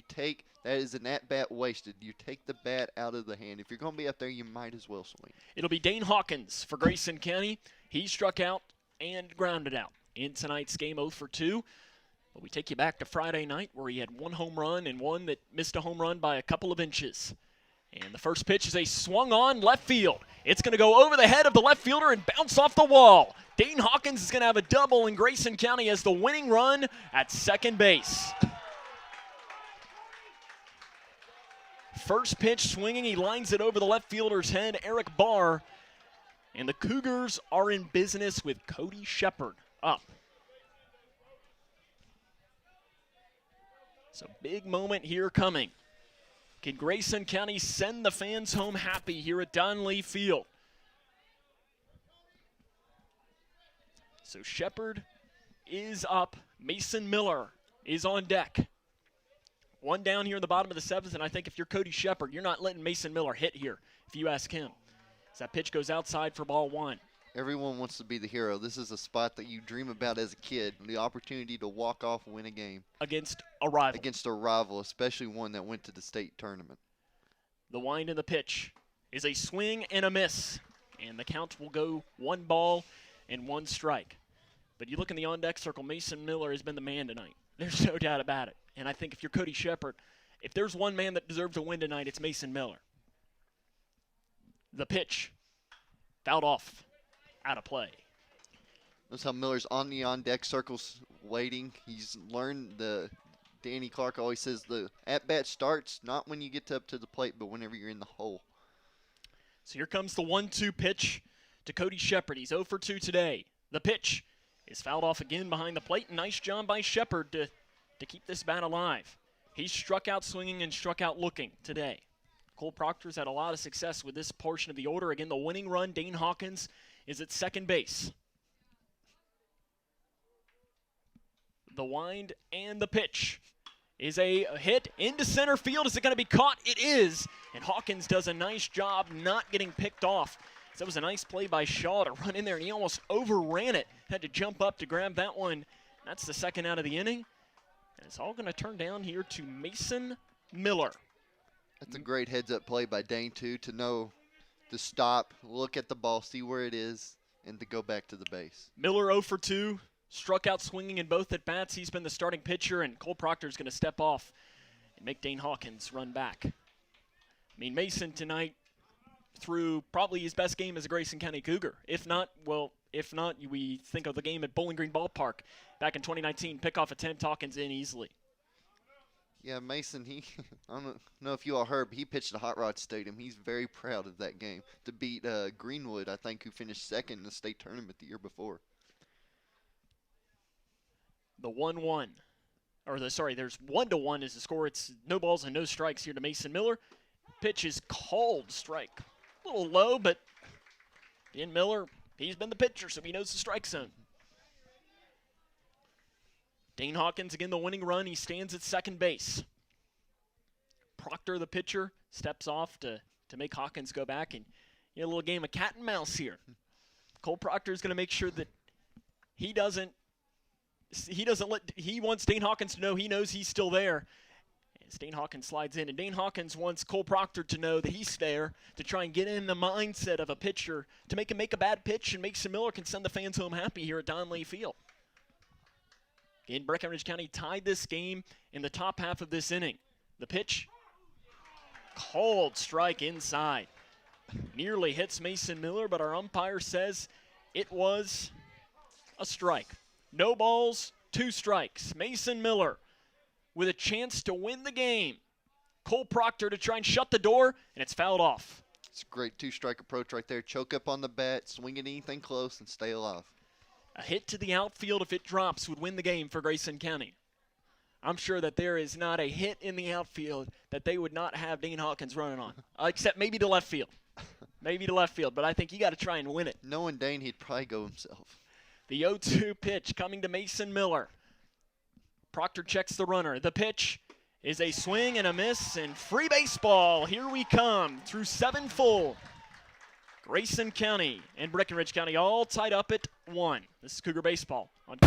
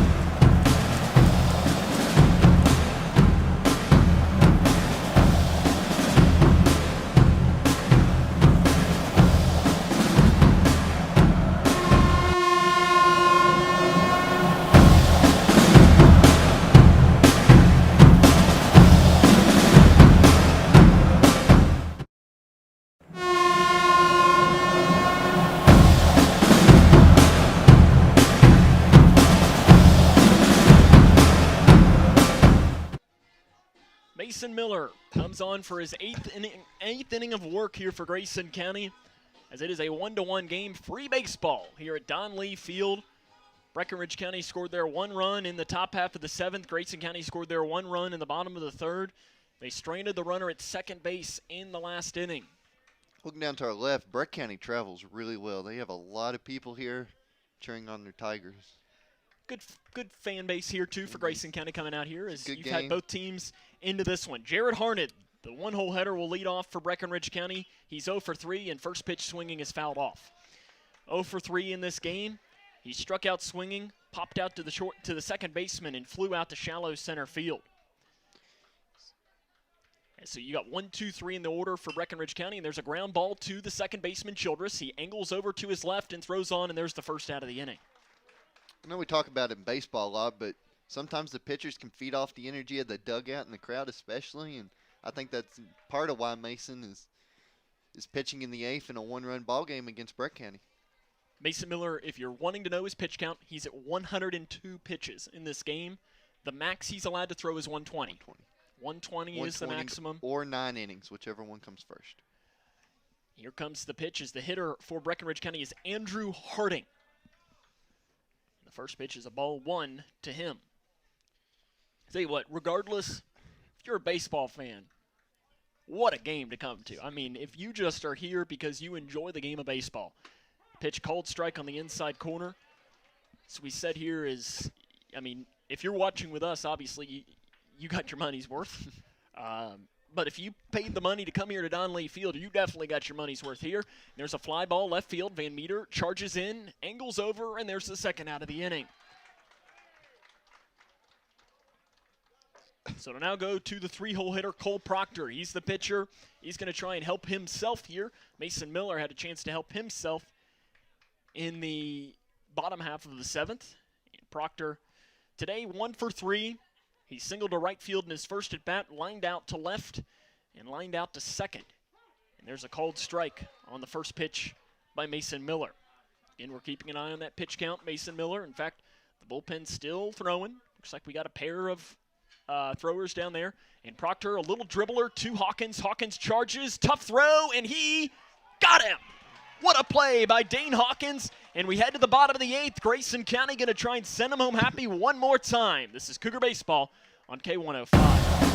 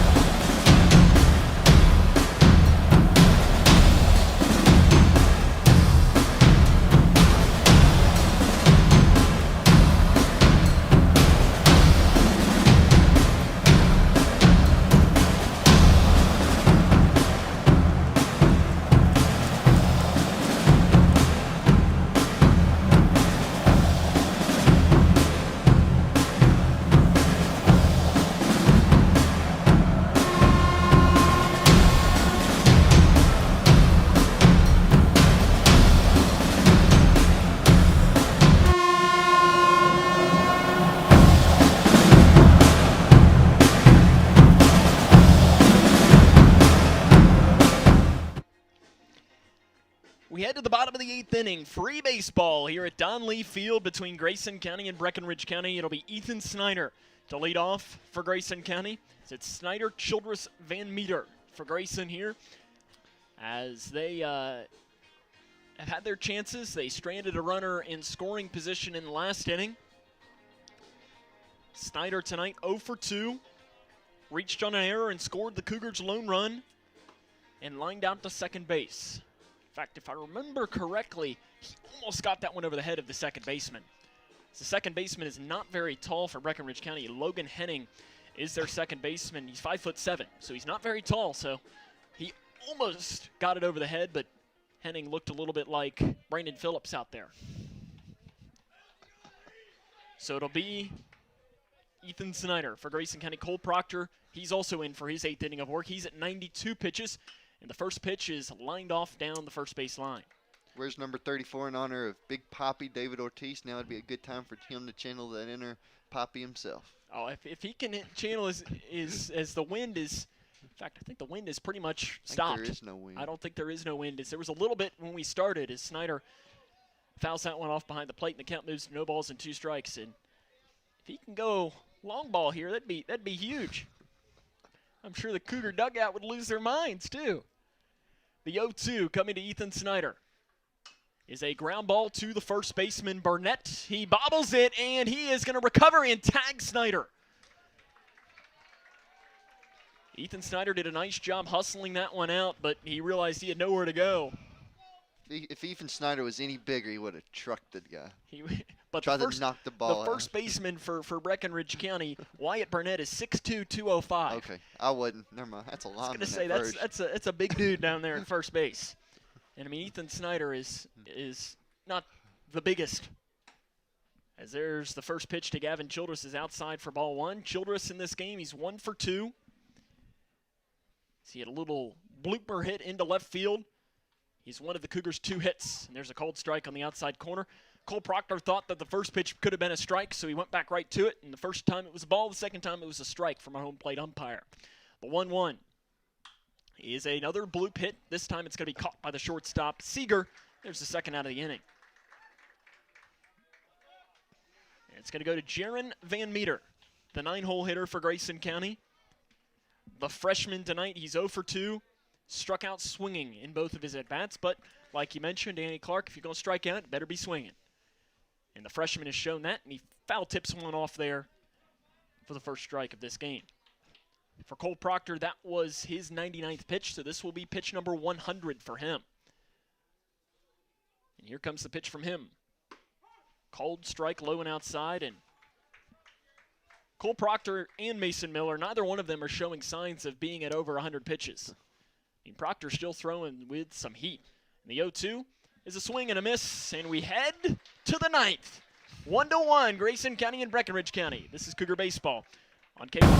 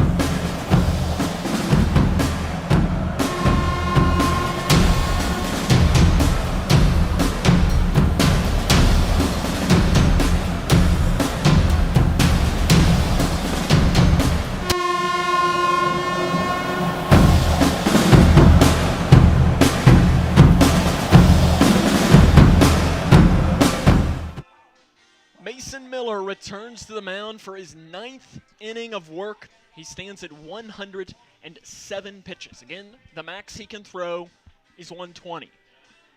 So he's going to try and get out of this inning so he can go the full 9 because it's 9 innings or 120. Chase Blaine and Sam Gormley with you today as appreciate you taking the time in what has been a dandy of a ball game today as we head to the top of the 9th inning, 1-1. Free baseball, and it'll be Isaac Seeger, the cleanup hitter. And he watches the first pitch, called strike on the inside corner. Seeger 0 for 3 today. Popped out to right twice and grounded out to the pitcher. And the first pitch is, or the second pitch is fouled off down the right field line. Seeger on the season does have 2 home runs, and that always scares me is when you have a 4-hole hitter who's a very good hitter, who's 0 for 3. That scares me as an announcer, and there he just gets enough of that one to foul it off down the third base line and into the Breckinridge County dugout. And Miller stays ahead in the count here at no balls and 2 strikes.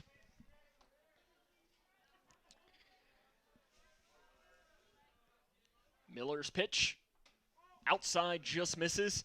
That was pitch 111 for Mason Miller. It does appear that Breckinridge County does have somebody getting loose in their bullpen.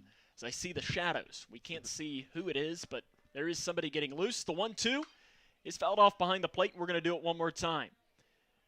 Does appear that Landon Shirella is still getting loose in the Grayson County bullpen. Miller's ERA coming into this game was over 5. I'm sure that's probably about 2.5 by now. The 1-2 is right back off the glove of Miller. It's gathered by Childress, and he throws on to first. And there's your old 1-4-3 put out. That was ripped right back up the middle, and Mason Miller did a great job putting his glove on it, and maybe an even better job by Gavin Childress to be there for the gather. A lot of the times whenever the pitcher gets a glove on that, can mess up the second baseman. That was a great job by Childress there at second to regather himself and have the heads-up play. So if you're scoring with us at home, that's 1-4-3 on the putout. Cameron Shaw is the hitter. He's 0 for 3. There's a called strike. And keeping an eye on that, 114 for Mason Miller. So this could potentially be his last hitter of the game. The pitch popped straight up. Mason Miller calls it inside the line and makes the play. And it'll now be the 6-hole hitter. And looks like Danny Clark's going to let Mason go out there, and it'll be Wyatt Burnett, 1 for 3. He singled to left in his last at-bat. Struck out swinging and reached on an error. Chandler McCready comes out to talk to Mason Miller. Again, Mason has just thrown the ball perfectly today.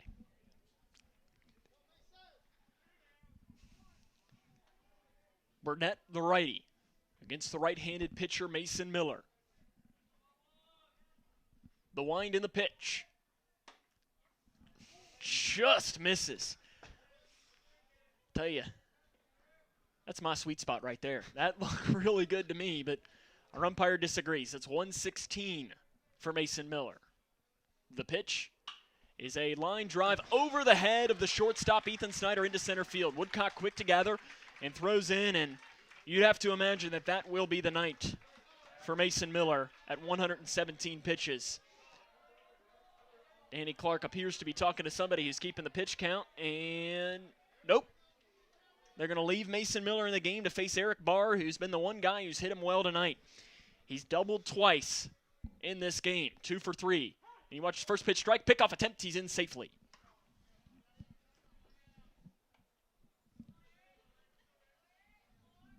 Now, is it 120 when you start the at-bat, or is it a 120 hard cutoff? I'm not entirely sure on the rule when it comes to that. We're about to find out. We are. I'm not sure. I think I saw 119. I won't mention what game that I saw a pitcher throw 119 pitches. Pops straight up, and is it going to be a playable? It will be. Hawkins charges in, and oh, he dropped the ball. He dropped the ball. The throw down to second, and he is going to be out at second base. Breathe out. The player is out at second, and we head to the bottom of the 9th inning. And Grayson County and Breckinridge County are all tied up at 1. This is Cougar Baseball on K105.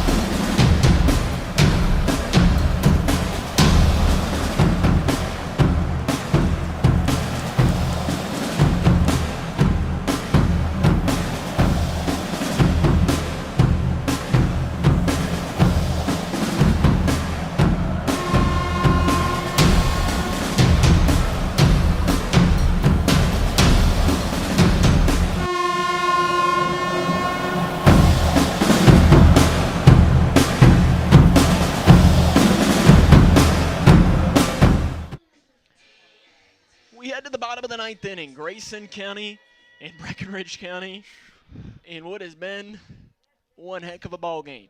As right now, Dane Hawkins probably owes Mason Miller a Coke after Mason bails him out.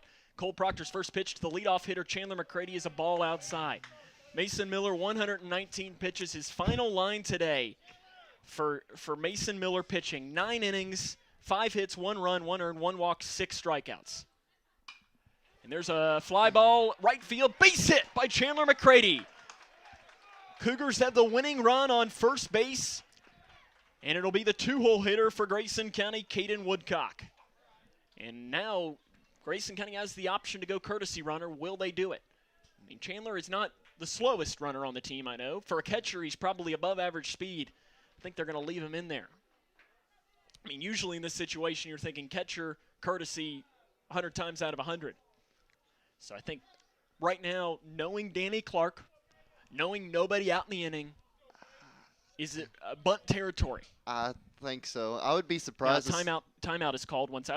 Chandler is tying his shoes down at first base. I'd be surprised to see Chandler get courtesy run. He hates coming out of the game. Plus, he's tied for the team lead in steals.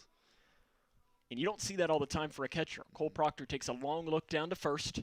Caden Woodcock is the batter, presuming bunt. Off and running, and it's a foul ball on the bunt. That's a play McCready did a very good job getting a jump on the ball. It's a play that Caden has to knock down. He's one of our better bunters on the team. So it's 0-1. Buddy Hobby again delivers the call from third base line. Jody Nutt is the first base coach for Grayson County. Danny Clark, the head coach in the dugout. It's the bottom of the ninth inning. Cougars trying to send the fans home happy. Pickoff attempt in safely is Chandler McCready. This has been an unbelievable game tonight, though. So Woodcock is the batter. McCready the winning run at first base. Nobody down here in the bottom of the ninth. The pitch, McCready off again, and it's another foul bunt attempt. That's a tough pitch to bunt as he went high. And that was 0-2. maybe best case scenario because that was a high fastball. The catcher was already up whenever the pitch got there, so Chandler would have been dead as a doornail. So 0-2 pitch. Now it's the decision, do you leave the bunt on and trust your senior, or do you pull it away with the chance of potentially hitting it as there's another pickoff attempt? This is always the strategy that comes into, and this is why I love the game of baseball and why I say because there's so much strategy that comes into it, especially in a situation like this. You don't want to see a 10th inning if you're Grayson. The pitch, it's a pickoff, and Chandler is going to be caught stealing. That was a perfection pitch out right there by Breckinridge County. They did the pitch out. They caught Chandler McCready stealing. And Grayson County runs out of an out there, and that's the last thing you want. If you're the Cougars, now it changes the inning completely. The 1-2. Fouled off. That's a tough way for this inning to go here for Grayson County. After having a leadoff base runner, the wind in the pitch. Called strike three. Low and inside. That's a tough pitch to hit if you're Caden Woodcock. And it'll be Camden Brothers that will come in. He's struck out 3 times today. He's going to try and avoid the old golden sombrero. I'd say Camden's probably second in OPS on the team behind Hopkins. So good batter to have up. Hawkins is in the on-deck circle. I know that Brothers does have power. He can get into the gap, get to second, and have Dane send the fans home happy. The pitch inside, and that works. Hits him. It doesn't matter how you get on, as long as you're on base for your best hitter. And it's going to be Dane Hawkins, 110 pitches. Is what Cole Proctor is at. I think if you're Grayson County, there's not anyone you would want to see right here. A step up to the plate. And I'm curious here, if you're Breckinridge County, do you put the old intentional pass? I know that puts the runner in scoring position. With Cody Shepard on deck, it's a decision to make. It's one that I would consider. Hawkins in his last at-bat doubled off the left field wall. He's 1 for 3 today. First pitch in the dirt for ball 1. Thing is, if you do that, you also save some of your pitch count from your pitcher too, and that could maybe help him get through this inning. Because Proctor is at 111 in this game. Brothers has a short lead. Swing and a miss by Hawkins on a pitch inside, and our count moves to 1 ball and 1 strike. Camden has his stepfather standing on the third base coach's box. He knows if he gets picked off here, it's going to be a long night for him. He's going to be walking home. The 1-1. Proctor takes a long look back at Brothers at first. The pitch outside, 2 balls and 1 strike. I think this is probably one of these situations that, and it's not necessarily what you want to do when your pitcher is at a pitch count close to it, is your unintentional intentional walk, where you're not going to give Hawkins anything to hit. But if he swings at a ball, then that's a good thing. But when your pitcher is this will be his 114th pitch of the game, and with a 120 pitch limit, something to keep in mind. Pitch inside, 3 balls and 1 strike. Going to be very careful with Dane. Of course, he leads most offensive categories for Grayson County. He entered tonight's game, Dane Hawkins, 407 as an average. Anytime you're batting above 400, you're having a good season. And that's picked up a lot recently. The 3-1 coming from the junior Cole Proctor is a swing and a miss. Hawkins, you could tell, was looking to send the fans home happy with that swing. So full count, Brothers is going to be off, and Brothers does have what you would probably classify as above average speed. So a hit to the gap could win this one for Grayson County. The 3-2 pitch. Brothers will be off with the pitch. There he goes, and it's a foul ball out of play, and we'll do it one more time.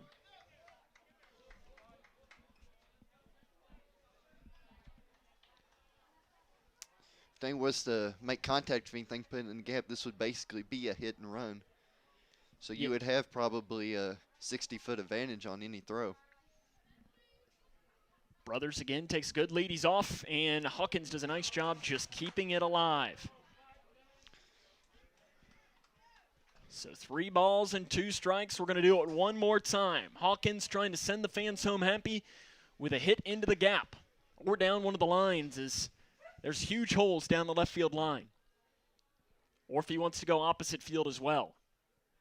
Proctor checks the runner, Brothers at first, and he's going to step off. As Proctor is sitting at 117 pitches. So this will presumably be his final batter no matter what happens.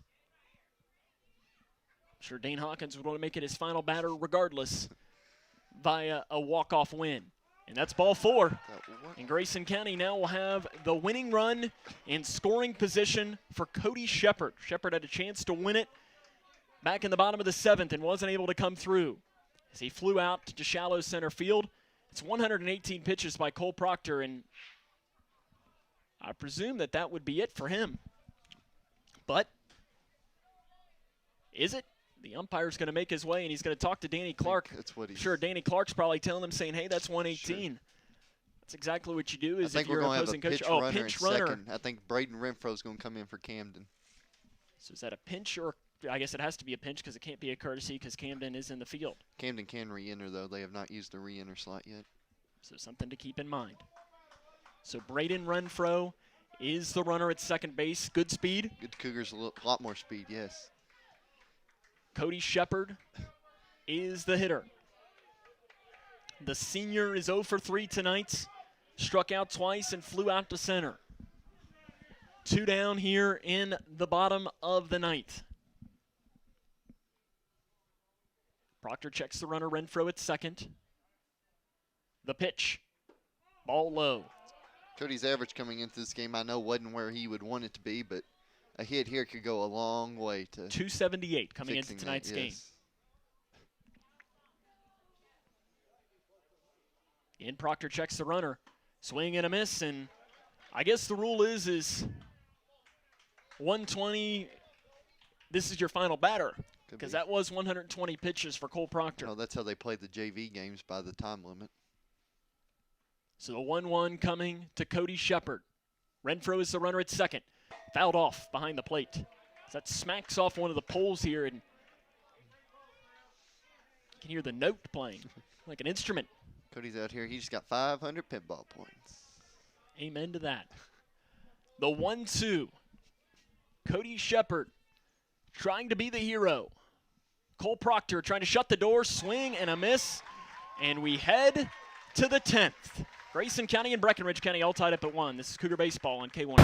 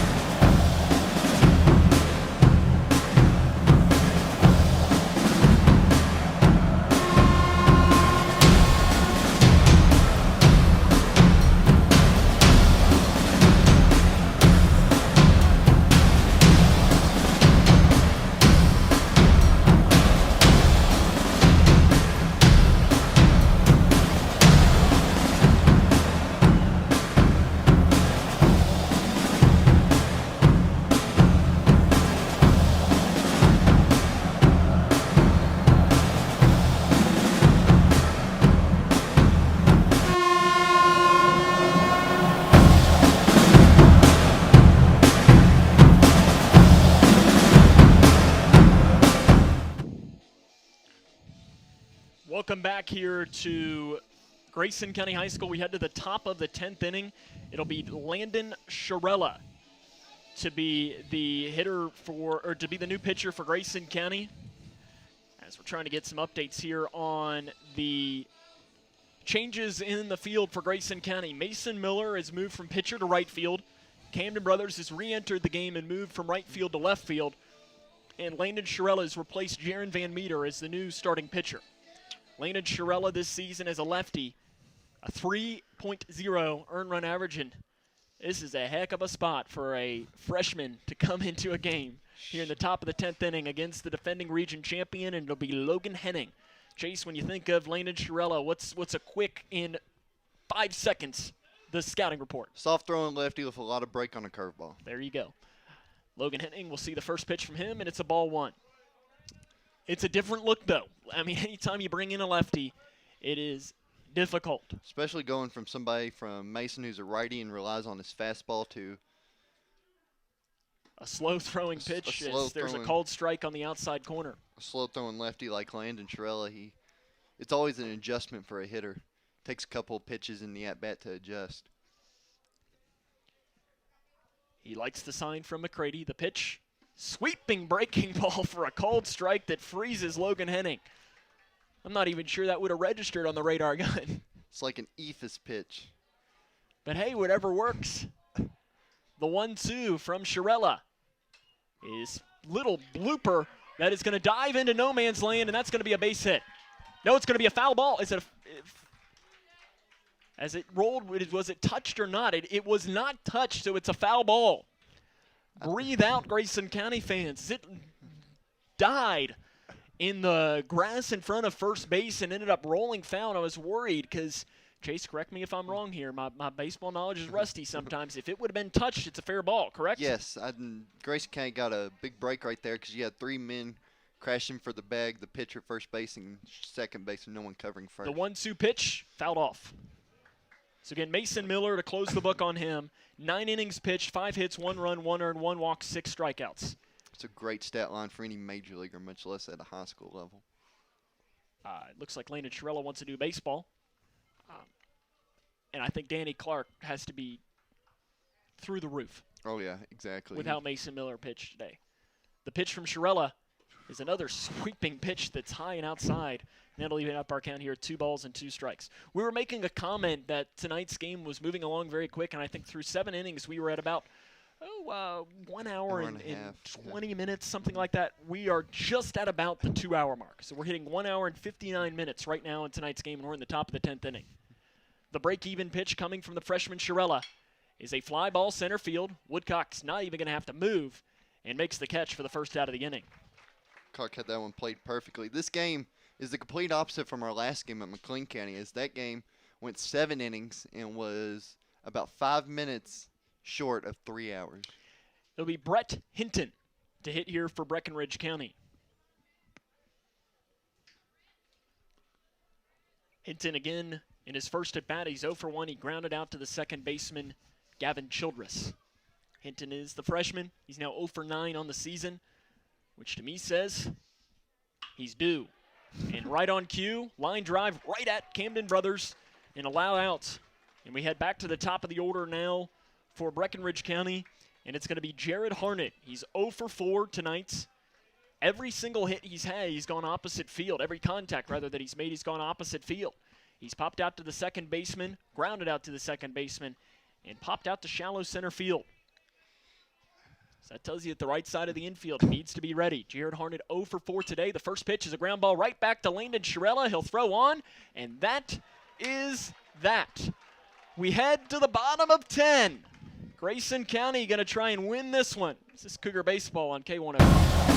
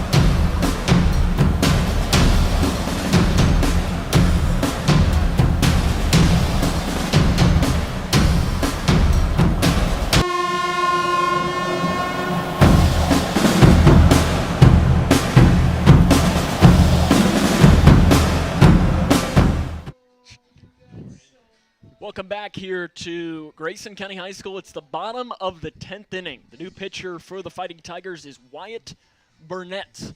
On the season, 1-1 with a 1.43 ERA, 7 walks, 14 strikeouts, in what will be his 6th appearance on the season. The changes in the field, Cole Proctor, well, it's pretty easy. He just moves to first base. Wyatt Burnett moves from first to pitchers. I think one of the things you have to like this is, as you can see on K15 Digital Productions, you have basically the whole dugout standing up and learning the pitcher, as along with assistant coach Jody Nutt and head coach Danny Clark, learning the pitcher, seeing if whatever they can learn for, try to figure out his pitches, his signs, anything, any tips that he might have that could help him in this inning. To lead off for Grayson County will be Mason Miller. He's 0 for 3 today. He is now the right fielder, and he's 0 for 3 with 3 strikeouts. He's going to try and avoid the old golden sombrero as well, but I'm not even going to call it that today for the way he pitched the ball. He doesn't even deserve to have that namesake tied to him because he threw the ball miraculously. That does close the book, though, on the Breckinridge County pitcher, Cole Proctor. 9 innings pitched, 3 hits, 1 run, not earned, 1 walk, and 16 strikeouts. Tell you, what a pitching matchup we had today, and you hate that both these guys, as Mason Miller swings the first pitch, pops straight up in the infield. Second baseman Henning charges in, and there is the first out of the inning. You hate that either one of these pitchers is getting a no decision, because they both, I mean, yes, we are the Grayson County fan, but Cole Proctor, you know, I tip your cap. He threw the ball really well, and this was a great game in this one. As it'll be Ethan Snyder. He swings at the first pitch as well. It's a fly ball into shallow center field. And the second baseman Henning goes in, and there's 2 pitches and 2 outs here at the bottom of the 10th. And it'll now go to the 8-hole hitter, Gavin Childress. He's 1 for 3. Popped out to the shortstop, flew out to center, and had one of the 3 Grayson County hits as it was into left field. This would be a great time for one of Gavin Childress' famous triples. He does have those. I think back to the Butler County, wasn't it? Last year, or not last year, but the last time that you all played 2 years ago, that he had the hit down the right field line. Outside for ball 2. He's heading the count here at 2 balls and no strikes. Again, Wyatt Burnett, the pitcher. We had mentioned earlier that he's a big guy. The pitch outside and 3 balls and no strikes. Scared of Gavin here, not giving him anything. Well, he heard us talking about the triples. They know he is a big at-bat up here. As Burnett, in between that at-bat, reached down to the dirt to try and get something to probably grip the ball, and inside, called strike. Childress was showing bunt there, but pulled away. Thing you know, you're taking 99 times out of 10 on 3-0. Why not mix it up? 3 balls, 1 strike. Called strike, and the catcher, Harding, framed that one a little bit, and you almost see sometimes where the catcher frames it too much, and the umpire will call it a ball because of it, because he doesn't really able to tell, and he can't trust the catcher as that's fouled off behind the plate. And we'll do the 3 balls and 2 strikes pitch one more time. I know with StatCast at the Major League level, they have a, I forget what it's called, but it's a catcher frame percentage, the amount that the catcher frames. You need to work on that as the manager here for Grayson County. Childress swings and pops it off again, out of play. Figure out how to do that here. We need those stats next game. I'll get on that. Good. You've got the K105 Digital Productions crew to help you out. Okay, I'll get Cody on that. Here you go. 3 balls, 2 strikes, 2 outs, bottom of the 10th, and there's a blue pit left field. Is it going to drop? It will not. A diving play by Eric Barr, in left field. And you know what? We played 10. Let's just make it 11. We head to the 11th. 1-1, Grayson County and Breckinridge County. This is Cougar baseball.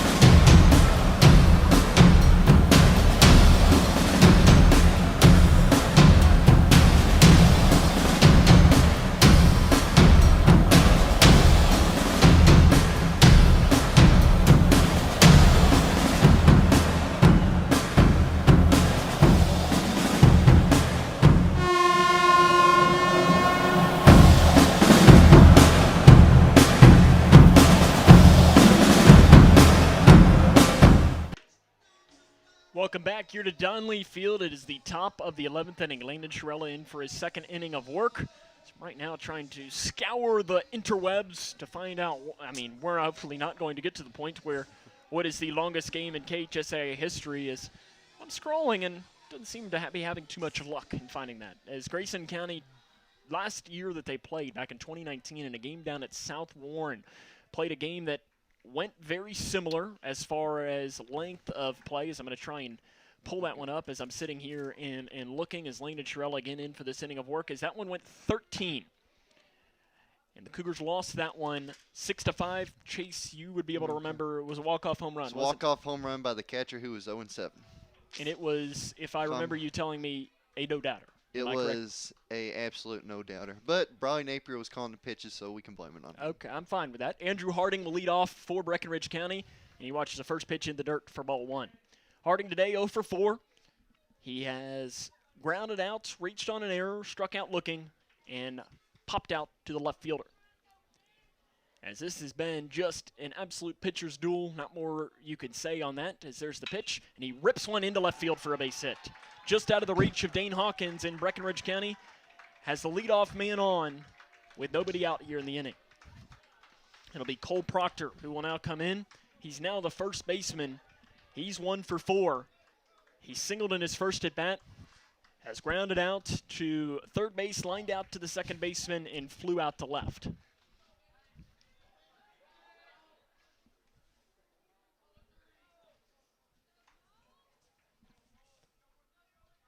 It's the umpire. Did we have a courtesy runner? As I was looking away right now, it appears that there is a courtesy runner into the game for Breckinridge County. No, the umpires are going to talk something over. I'm not entirely sure as to what it is. It does appear that we do have a courtesy runner in for Breckinridge County. I think they were just double-checking uniform numbers.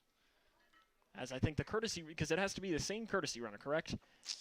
I think earlier in the game it was Hardesty. I think I think you may be able to sub out courtesy runners. So we'll try to see if we can't figure out who that number is down at first base. I believe it's number 3. It is number 3. Are you positive? I am 100% positive. Okay, and now they pick off attempt, and he's in safe, says the umpire.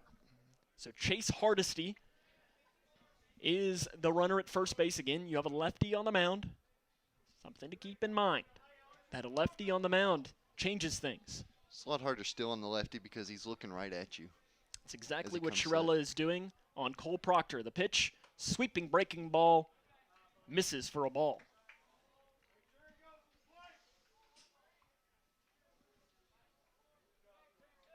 So 1 ball, no strike. Landon Shirella trying to shut the door here, and fouled off by Cole Proctor. For Grayson County in the bottom half of the inning, as it was Childress who made the last out, so it'll be 9-1-2. It'll be Shirella, McCready, Woodcock for Grayson County in the bottom of this inning. But first off, the thing that they got to focus on is there's nobody out here in the go-ahead run at first base. Sweeping breaking ball is a bloop hit into left center field. Brother's on his horse, and he's not going to get there. 2 runners have reached, and there's runners on first and second with nobody out here in the 11th inning. And Isaac Seeger comes in. He's 0 for 4 in tonight's game. He's popped out to right, grounded out to the pitcher twice, and flew out to right. In fact, if you remember correctly, the ground out to the pitcher technically was a ground out to the second baseman. It was the play that Mason Miller reached up to try and make the play on it. And Chandler McCready is going to come up here, and infield does seem to come in just a little bit with Seeger up, but I'm not sure that you're going to be bunting the cleanup hitter in this situation. You wouldn't think so, but something else to watch with Landon, since we have 4 or 5 games this week, is his pitch count. If he throws less than 25, he's available tomorrow. He's at 14 right now, and the pitch is inside, gets away from McCready, but he hurries up to it. It's a good block by Chandler. I know that pass balls, wild pitches have been somewhat of a problem for Grayson County this year. It was a nice stop there, and even better, he stopped it towards the third base side, which makes it better. If you can catch up and go down, throw into third, potentially catch a runner stealing. Pitch just misses outside, and seems like the umpire is being a little less forgiving on that outside strike than he has been for the previous 10 innings of the game. And usually you see an umpire, when we get longer, he opens up that strike zone because he's ready to go home. They don't get paid by the hour. The pitch, swing and a miss.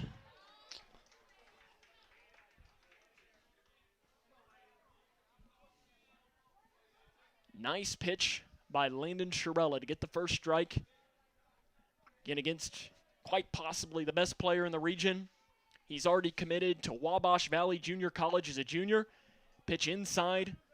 And Shirella's fallen behind in the count here. 3 balls and 1 strike. It does not appear that anybody is up and loosening in the Grayson County bullpen. I think that Owen, I know he was up a couple times early in the game. He's probably available if need be. The 3-1. Called strike on the inside corner. That was a beautiful pitch by Shirella. He knew that with the cleanup hitter, he couldn't give him something right down the pipe because he would turn on it, so he had to paint the corner, and that's exactly what he did. So Landon Shirella trying to work some magic, and you just got to get one out here. The most important player at the plate right now is Isaac Seeger. The pitch, called strike 3. What a pitch. He freezes Isaac Seeger, and there's one down here in the top of the 11th. That was a huge out, number 1. Cameron Shaw will be the hitter. He is 0 for 4. Struck out swinging, flew out to center, grounded out to third, and popped out to the pitcher. First pitch is outside for ball 1. This has just been an unbelievable baseball game. I mean, gosh. I mean, what more do you need? You've had great pitching, good defense. As the pitch from Shirella is inside, nice stop by the catcher McCready, and he falls behind in the count here, 2 balls and no strikes. A little Grayson County offense maybe would have helped, but can't complain. This has been a great game. This is by far the longest game that we've ever done. I'm not sure. Well, I guess we had one game go into extra innings against Bardstown that we did. And there's a line drive left center field, and it's going to drop in front of Brothers. The runner is going to be forced to stop at third, and the play comes home, and Chandler McCready is able to stop it. And the bases are loaded with 1 down for the 6-hole hitter for Breckinridge County. And it's going to be Wyatt Burnett, the pitcher. He's 2 for 4. Reached on an error, struck out swinging, and had 2 singles. So the infield will come in here with 1 down in the inning. A force is at any base. Anything hit to the infield would be an automatic throw home to Chandler. As Danny Clark pulls his infield in. That's exactly what he's doing. He pulls in his middle infielders as well. And the play is at home. They had a runner thrown out at home earlier in the game. The pitch from Shirella, called strike. Outfield comes in as well to make up for the space. It's one of these things, though, that here you want to try and get a strikeout, but the last thing you want to do is leave one right over the middle that Burnett can hammer. Called strike on the inside corner. Burnett on the season does have 7 runs batted in. He's going to try and make it at least 8 or 9 here. Shirella is ahead in the count at no balls and 2 strikes. The pitch popped up, straight up into the air. McCready chases over towards the net, makes the play.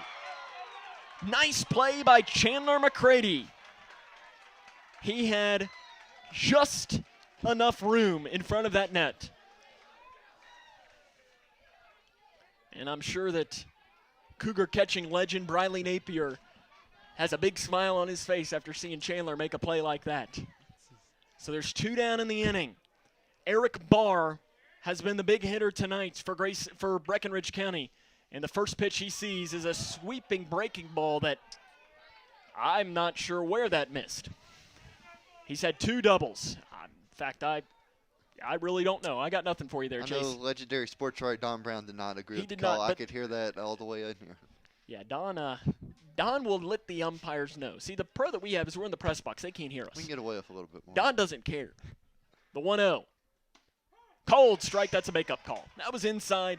That's a makeup call right there by the home plate umpire. He probably knew that first pitch was a strike. He heard Don Brown let him know, and he says if Don Brown thought it was a strike, then it was a strike.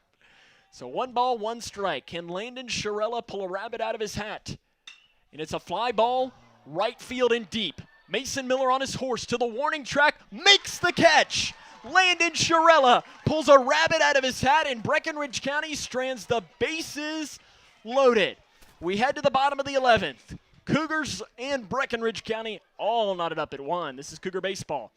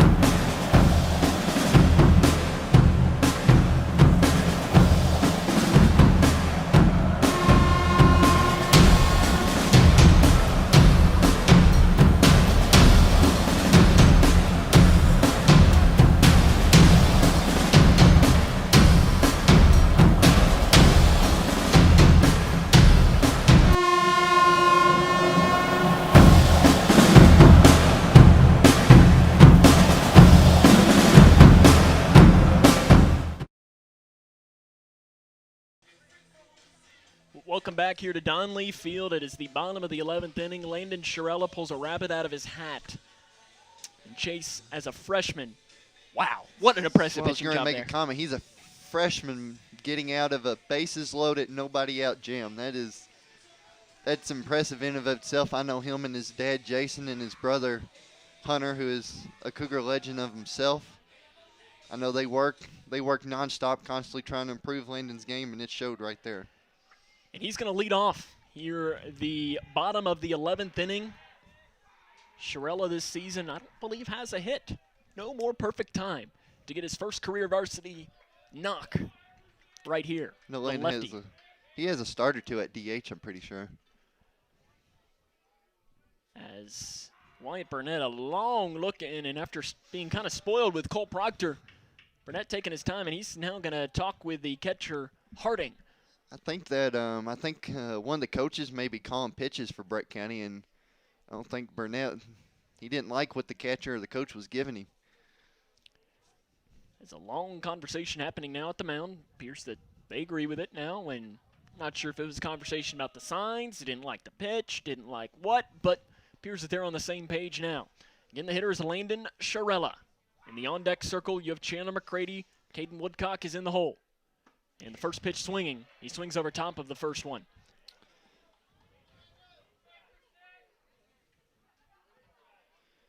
Burnett just waits for the hitter, gets the sign, the wind, and the pitch. Called strike outside corner. Lenny, he's not used to seeing the caliber of pitching that Breck County offers in this game, so it could be a little wake-up call for him. It's a good time to get your feet wet, though. No balls, 2 strikes, fouls one off. Made nice contact there, staying alive. And he has nothing to lose in this one, as if maybe he wants to pitch another inning. Who knows what he's thinking right now. Right now, his pitch count, I know you were talking about that earlier, he's sitting at 29. The pitch, swing and a miss. But it gets past the catcher, and he is going to get into first base. That works. Runner on base, and smart heads-up base running by Landon Sherella. He saw that pitch go, and he was off and running. There wasn't anybody that was going to stop him. That is a heads-up baseball play. I know that they're big Pirates fans. Not everybody on the team watches baseball, and that could be just a result of watching so many games over the years, knowing that you can run on the third strike, because I know there have been a couple of instances this year where players just didn't know they could run on the third strike. We have a courtesy runner coming into the game for Landon Sherella since he is the pitcher. As looks like we're going to try and see who it is. Somebody looks like they're trying to get a helmet down there. We're waiting, It's going to be Keaton Hodges, number 3. That is correct, isn't it? Yes. You're the one that knows the team better than I do. You were mentioning, though, that they're Pirates fans. Listen, as a Reds fan, he's obviously watched a lot of Cincinnati Reds baseball to make a heads-up play like that and not watched as much Pittsburgh Pirates. I mean, have you seen them this year? I mean, how many runs the Reds scored? Okay, get back to the game here. Nobody out, bottom of the 11th. The winning run is at first base. Chandler McCready, first pitch swinging, and he fouls it off. I know that. Is this not a bunt situation for Grayson County? You want to put that winning run in scoring position and use the speed of Hodges. His buddy Hobby delivers the call, and immediately Harding is going to come out and talk with Burnett.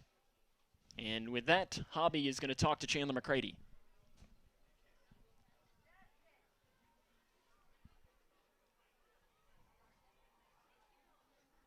Slow walk back to the plate.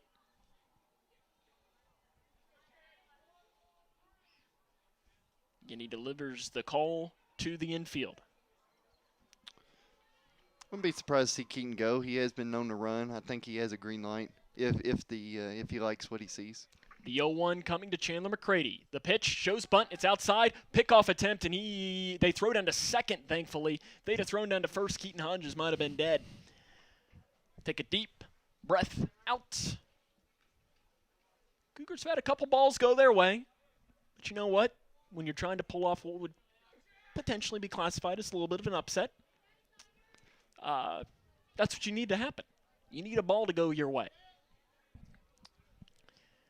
Chandler McCready is the hitter. The 1-1 pitch coming from the sophomore Wyatt Burnett, and he's going to step off. And it seems like Burnett and Harding, the catcher, are not on the same page at all in this inning. No, most of the time pitchers and catchers are the ones most on the same page, but Pickoff attempt. Hodges is in safe. He almost slid right through the legs of Cole Proctor. This is one of these things that it's almost to the point where does Jeremy Bennett, the Breckinridge County head coach, go out and just say, hey, what's the issue? Why are we doing this? What's going on with that winning run at first base? McCready swings the bat on his right shoulder. The pitch, he shows bunt, and it's a beauty. Right down the third base line. McCready will hustle down. That'll be a sacrifice bunt attempt. And Keaton Hodges will be all alone at second base, and the winning run is now in scoring position. Beauty of a bunt there by Chandler McCready. And it's now going to go to Caden Woodcock. He's 0 for 4 today with 3 strikeouts. He will also try to avoid the old golden sombrero.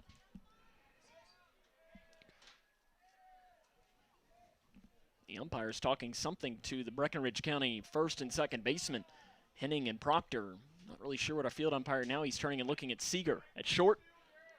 I'm not really sure what he's saying. Could be making sure he's not in the way of a potential throw to first. Wyatt Burnett is the pitcher against Caden Woodcock, the senior. He'll try to be the hero.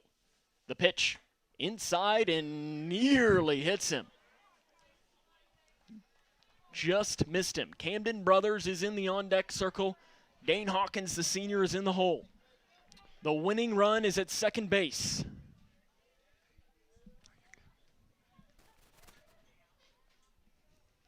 The pitch, and he's going to step off. I think if you're Grayson County, this is the part of the lineup you would one up. 2, 3, 4. Woodcock is due. He's 0 for 4 today with 3 strikeouts. A long look back at second. Burnett's pitch is in the dirt. Nice stop by the catcher Harding. Woodcock is ahead now, 2 balls and no strikes.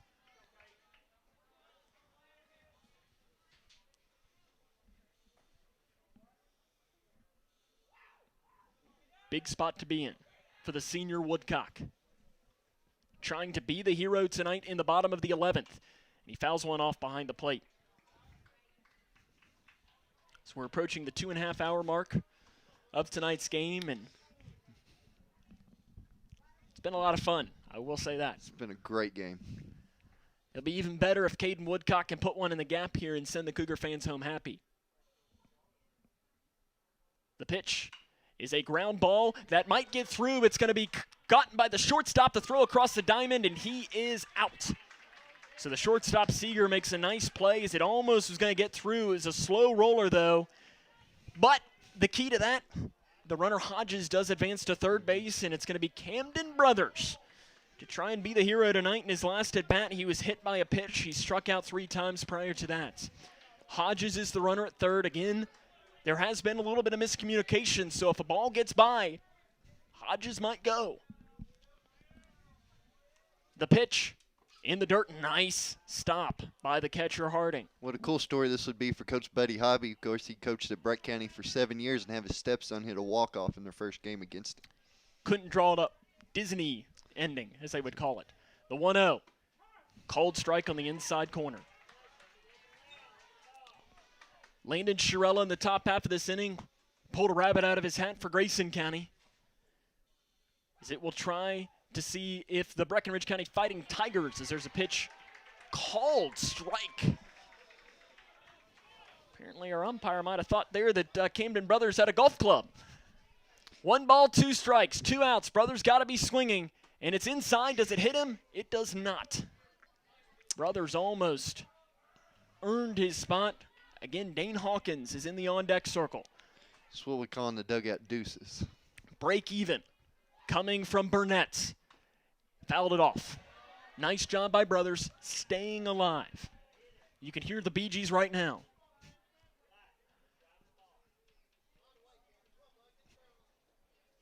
We'll do the break even one more time. 2 down here in the bottom of the 11th. Inside, ball 3.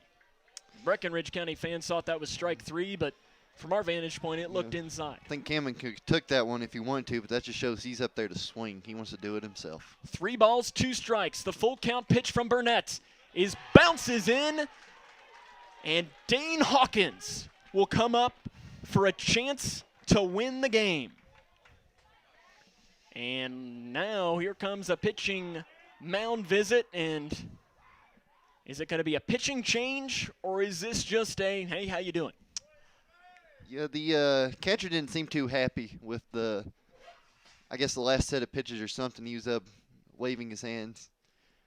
So it is decision time here, and this might be like I had mentioned a few minutes ago of, hey, what's the deal here? Let's get on the same page. Biggest hitter of this game, Dane Hawkins. He's 1 for 3 tonight. He walked in his last at-bat. He doubled off the left field wall, struck out, and grounded out to second base. Our home plate umpire for tonight, Pat Morris, making his way out. He's going to break up this meeting. On deck would be Cody Shepard if they would opt to walk Dane and opt to go for the force out at any play, at any bag. I potentially would do that. I think you've seen how hot Dane's been the past couple games. He's the Cougars' best hitter by far. I think it wouldn't be a bad idea in this situation. And it's one of these things, like I always say, the runner at second doesn't mean anything. Doesn't matter. You got that man on third, Keaton 90 Hodges feet away. is the only runner that matters right now. And he has speed, too, so anything on the ground could potentially score unless you go to the force. Wyatt Burnett, the pitcher. Hawkins, first pitch swinging, swings over top of it. This is Dane. He don't need to be swinging out of his shoes right here. He just needs to go back, wait for his pitch, and put the barrel on it. No balls, 1 strike. Dane Hawkins trying to be the hero tonight. Keaton Hodges, the runner, stands at third base.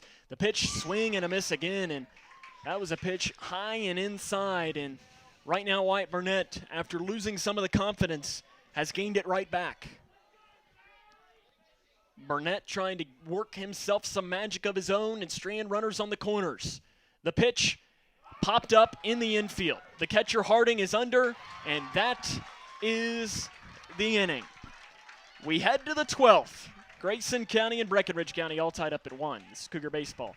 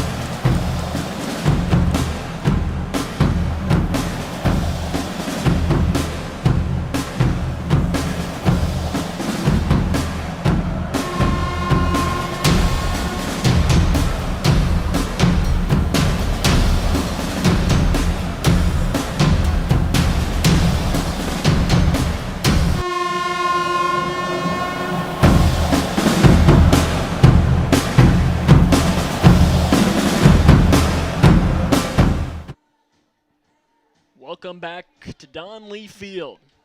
We head to the top of the 12th inning.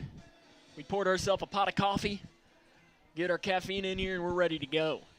Landon Shirella is in here for another inning of work. Sam Gormley and Chase Blaine with you tonight. And Chase, we were talking that you had big shoes to fill with Briley last week. He did 3 games, did very well, and the downside to Briley is he had 3 games that were not that exciting, and you have now taken all of that and put it into 1, and this has been an exciting game tonight.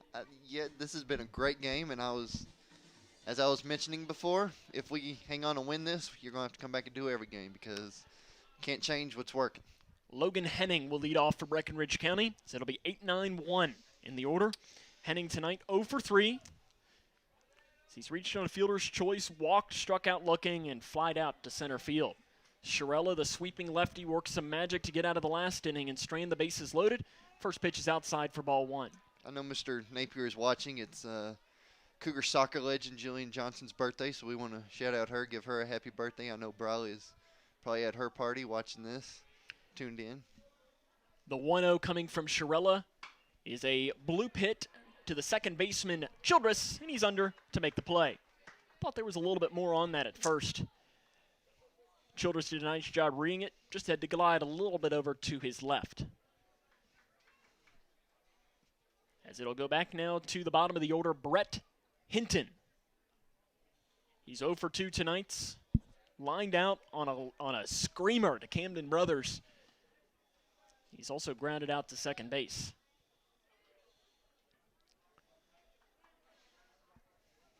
The pitch from Shirella. Sweeping breaking ball, called a strike. That curveball from Landon it's a great pitch. If he can keep up with the command on it, it drops like none other. Very nice. It's looking good, too. Pitch another sweeper in there for a called strike. No balls and 2 strikes. He's getting it to work, and that's what matters. And he's ready to go. He's just waiting for the batter to get in the box. The pitch from Shirella is looped into right field. Diving in is Miller, and it's behind him, and it's going to go all the way to the wall. He tried to give a diving play, and the runner Hinton is going to go into second base with probably a single and an error is probably how I would classify that. Tough decision, scoring decision. That was a tough catch for Mason even if he would have got there or been just a tad bit faster. Tough play, but now we're going to have a pinch runner. It's going to be number 3, Chase Hardesty, who's going to be the pinch runner into the game for the Fighting Tigers. Chase Hardesty has already been on the base paths a couple of times tonight. The 8th grader. And he is the go-ahead run. Jared Harned comes in. He's 0 for 5 tonight. The pitch bounces in there. Nice stop by the catcher, Chandler McCready.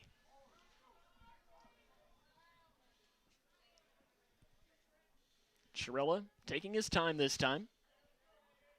Comes to set and delivers. Pitch outside, and McCready thought about throwing down there, but I think realized quickly that Hardesty was a little closer to second. Do have some final scores here. So obviously, our game is one of the only ones still playing.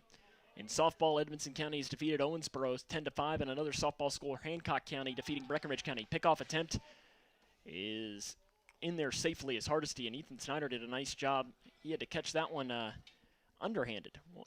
A play like that makes you nervous, especially because the pitcher has to do a 180 throw directly behind him, and the throw was a little high. Good job by Snyder and knock it down. Pitch outside, and he's fallen behind in the count here. 3 balls and no strikes. Breck County, though, lost to Hancock County 9-6 was the final score in softball. This has been a beauty of a game, though. Fighting Tigers here in the top of the 12th have another golden opportunity to try and add to their lead. The 3-0 pitch, called strike on the inside corner. You could tell Jared Harden didn't see that ball great coming out of Landon Shirella's hands as he kind of shook in his boots a little bit as he saw it come in. Good job by Landon to come back and get a strike after being down 3-0. The 3-1 coming. In the dirt, and that will put a runner on base with 1 down, but it does open up a double play. So that is your pro here, and looks like we are going to have a mound visit. Danny Clark makes his way out, and is it going to be a pitching change here? Landon Shirella, he's standing at 39 pitches, and that is going to be it for Landon Shirella. And who is going to be the man to come in and pitch for Grayson County? It appears it will be Owen Brancher in for Grayson County to pitch. We'll introduce you to him coming up. Grayson County and Breckinridge County, 1 down here in the top of the 12th. This is Cougar Baseball on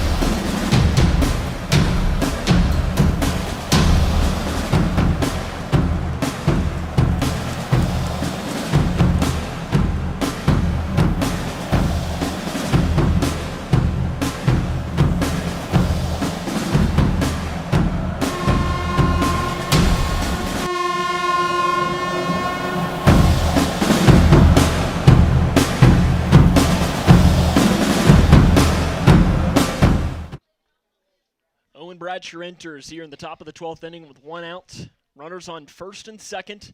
Tie game at 1-1. Bradshaw on the season comes in with a .542 earned run average. Chase Blaine, the scouting report on Owen Bradshaw goes as what? Owen, fastball changeup. He's trying to develop a curveball. He's an athlete, plays basketball, football, as do a lot of the players on the Cougars. Danny Clark loves that, being a former three-sport athlete himself. He loves players going out and playing other sports, even if it might take away from a little bit of the off-season conditioning from baseball. He knows that they are making up for it, and he loves his players getting time on other sports. I mean, I'm looking just right now at the field. Camden Brothers, also a basketball player. Caden Woodcock, obviously the leading rusher for the football team. Mason Miller, fullback for the football team. Looking around here, Chandler McCready, obviously a basketball player.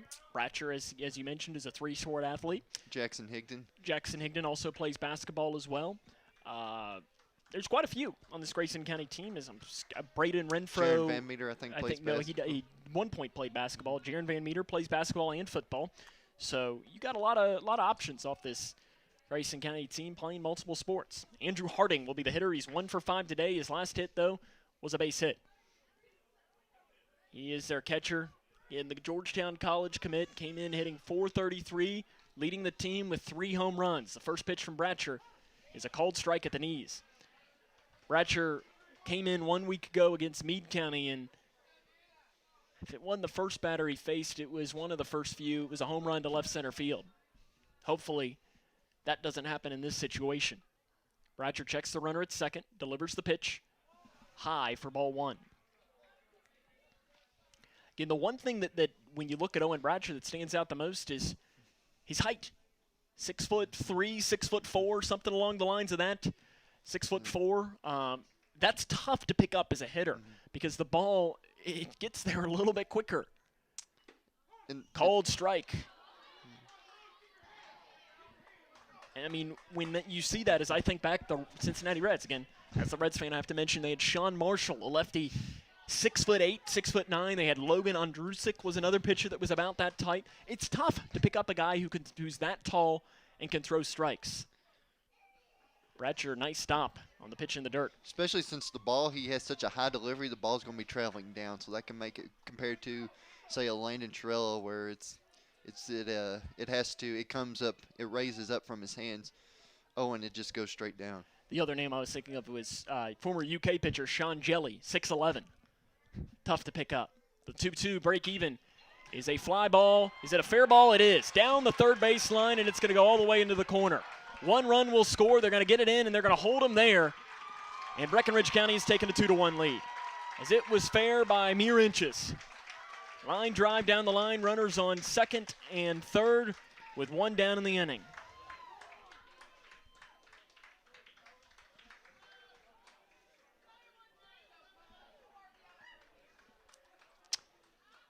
So you've got runners on second and third for Cole Proctor. He's 2 for 5 tonight. 2 base hits, single to left and single to right in this game. As Seeger is the on-deck hitter. I think normally you would go for a intentional pass in this situation, set up the double play, but I'm not so sure you want to face Seeger with the bases loaded and 1 out. I would tend to agree. And I think if the roles were flipped and Grayson County was the road team, you can change that, but I don't know about in this situation with a good hitter coming up. Cole Proctor 2 for 5. And he hits a fly ball left field. Brothers will go back to the track. He's going to make the catch. We're going to have a throw in. Did he drop the ball? He dropped the ball. He dropped the ball in left field. That's going to score runners. And Breckinridge County takes a 3-1 lead.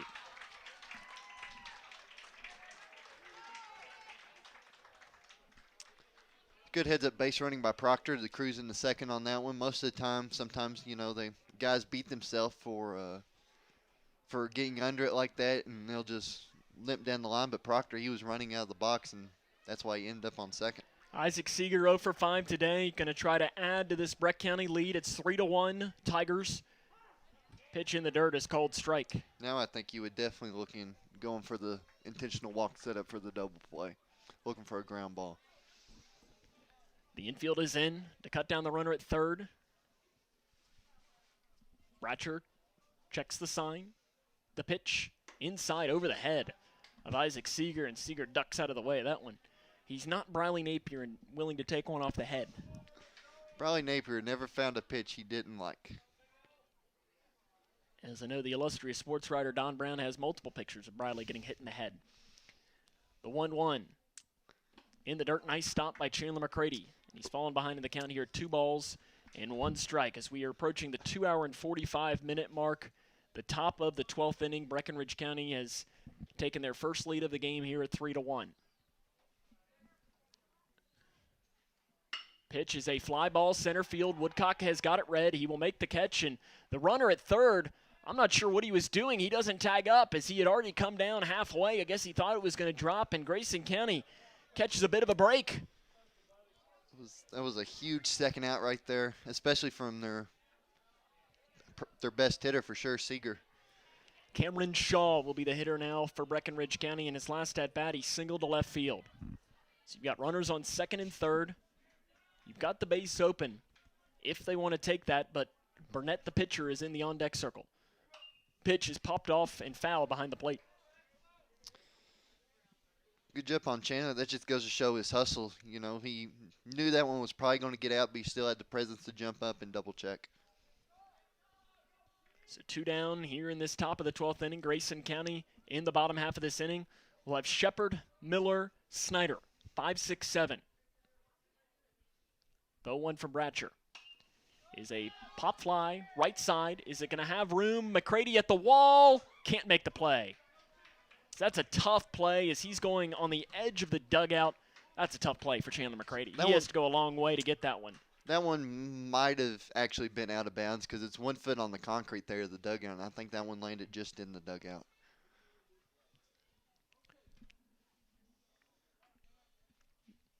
Bratcher going to try and end this inning with no further damage. Runners on second and third. The hitter is Cameron Shaw. Pitch, fly ball in the infield. Snyder will call off and catch it right about at the second base bag. Breckinridge County has taken a 3-1 lead. We head to the 12th. Will Grayson County have us play more baseball or come away with a win? We'll find out next here on K.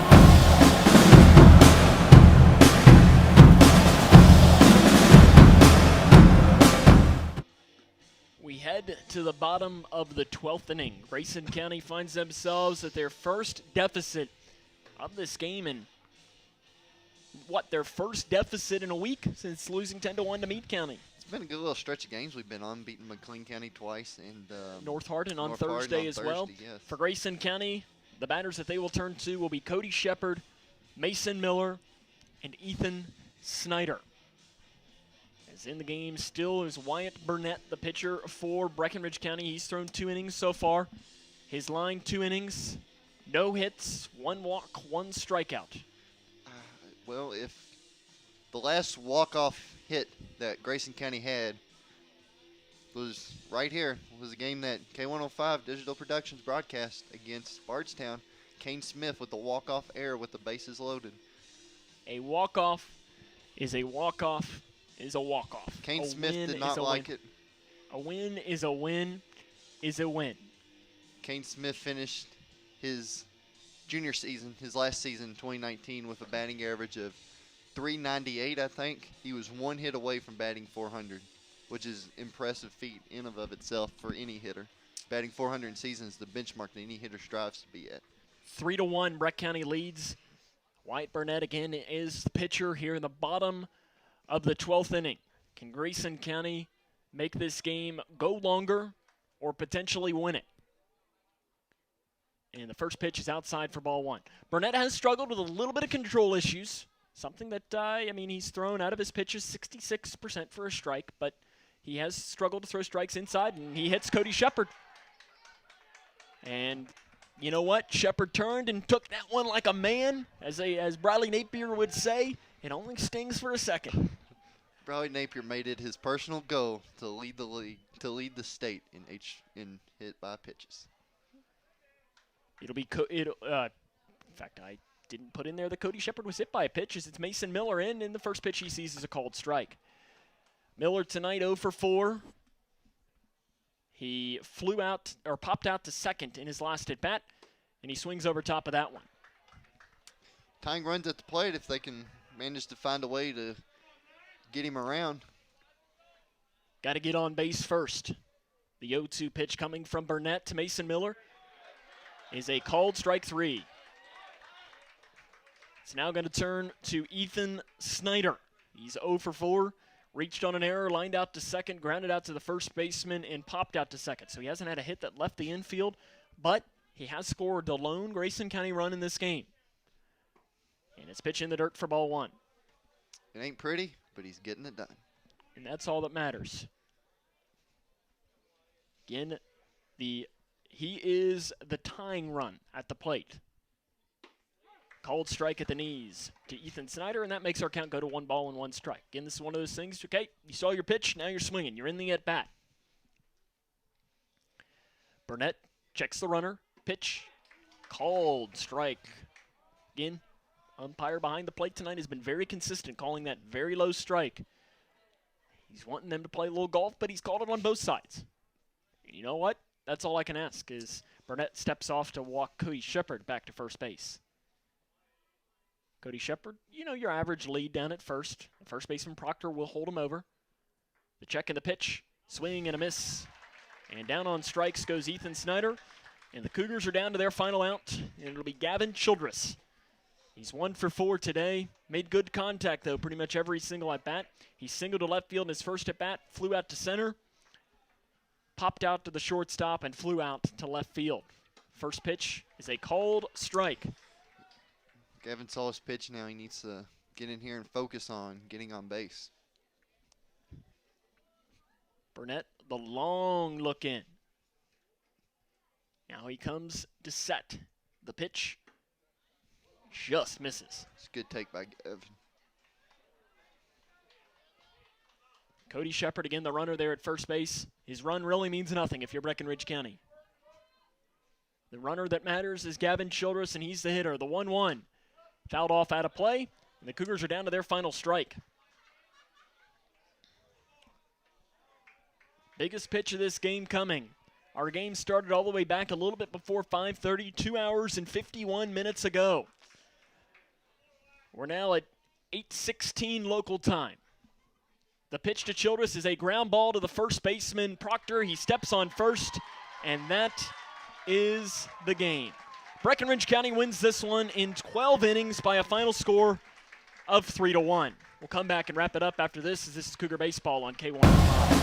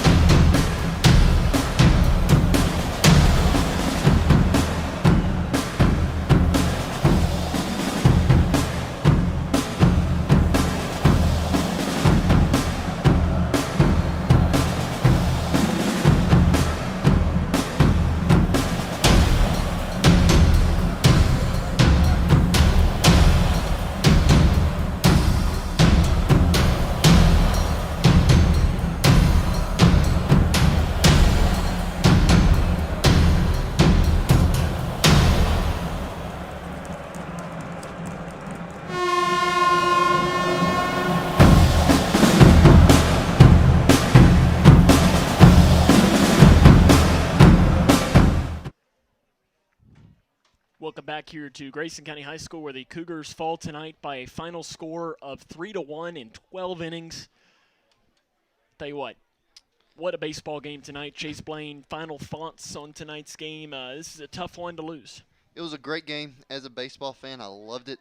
As a teammate to those guys out there that lost, that are kneeling out there in shallow right field, I hate it for them, because that is a game that they were right there and they had plenty of opportunities to win it, and they just couldn't quite capitalize. But I think whenever you look at this Breck County team, how they're good, and I think that this loss can almost help us in a way realize that we may have won 3 straight, but we are not invisible. So I think that this is a good opportunity to put our heads down and saddle up for Campbellsville tomorrow. We talked last week about how Grayson County was searching for that number 2 starter. You know, Dane Hawkins is your number 1. Mason Miller tonight threw the ball. His final line right now, 9 innings, 5 hits, 1 run, 1 earned, 6 strikeouts, and 1 walk, 119 pitches, 70% for a strike. I think that if Mason can have another game or two where he pitches like this, he is the definite answer. If Camden can come out and pitch like that tomorrow, that's a good problem to have whenever you don't know who your number 2 pitching is. And pitching all around today, I think, was really what starred for Grayson County. Mason pitched the gym. Landon Sherella, as a freshman coming in, got out of some pretty tough situations. And Owen, he was just the bearer of bad luck and inherited a bad situation. That's not really on him. Grayson County falls to 3-8 on the season. Chase, appreciate you taking the time to join us. I'm sure we might have you again at some point this year. Good luck tomorrow. Good luck the rest of the week, and I think we'll see this Grayson County baseball team next week against Edmonson County. Thank you, Sam. Thank you, everyone that allow me to come up and do this. This was a dream come true, and it's a blast. I can't wait to do it again. That's Chase Blaine. We'll come back, wrap it up after this. This is Cougar Baseball on.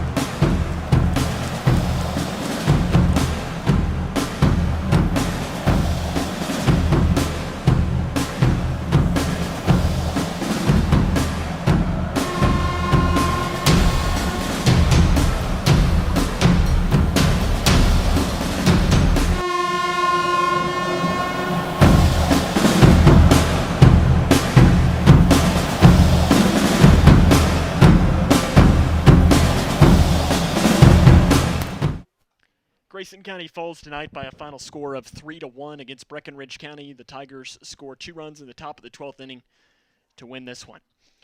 Running down this game, Grayson County got on the board first in the bottom of the 3rd inning on a sacrifice fly by Chandler McCready that scored Ethan Snyder from third base, and Mason Miller held that one all the way until the top of the 7th inning when Breckinridge County got their first run of the game that tied our game in the top of that 7th inning. And as you look at this, as I'm pulling up the final stats, this game's been so long, you can usually remember what had happened and so on.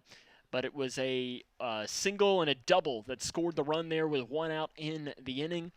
It was Eric Barr that was the hero that tied the game for Breckinridge County 1-1. In the bottom of the 7th inning, Grayson County had a double by Dane Hawkins with 1 out. Cody Shepard popped out, and a strikeout by Mason Miller ended the threat there, but Grayson County threatened a couple of more times. In the bottom of the 9th inning, they threatened one more time after a leadoff single by Chandler McCready. He was caught stealing. Camden Brothers then was hit by a pitch, and Dane Hawkins walked, which put runners at first and second with 2 down in the inning. But Cody Shepard struck out swinging, and that ended the Grayson County threat right there. In the top of the 11th inning with the freshman Landon Sherella pitching, Breckinridge County had runners on first and second with nobody out. Sherella got a strikeout of Isaac Seeger, the 4-hole hitter, a single. Camden Brothers did a great job freezing the runner at third to keep the bases loaded. And with the bases loaded and one down in the top of the 11th inning, the freshman Landon Shirella got a pop out and a fly out to end it right there. Grayson County in the bottom of the 11th had another opportunity with runners on first and third. They weren't able to do anything with it. And in the top of the 12th inning, Breckinridge County scored 2 runs, double by Harding, and reaching on an error by Cole Proctor to win the game by a final score of 3-1. Final stats from the game here tonight for Breckinridge County. The winning pitcher is Wyatt Burnett. He throws 3 innings, no hits, no runs, no earned, 3 strikeouts, and 1 walk. Cole Proctor, got to give him a shout out today. He went 9 innings, 3 hits, 1 run. It was not earned, 16 strikeouts, and 1 walk. For Grayson County, the losing pitcher is Landon Shirella, but he threw the ball very well for the freshman. 2 1/3 innings, 4 hits, 2 runs, 1 earned, 1 strikeout, and 1 walk. Mason Miller got the start and was superb. He threw 9 innings, 5 hits, 1 run, 1 earned, 6 strikeouts, and a walk. Owen Bradshaw also threw 2/3 of an inning, giving up 1 hit. RBIs, Grayson County, Chandler McCready got 1.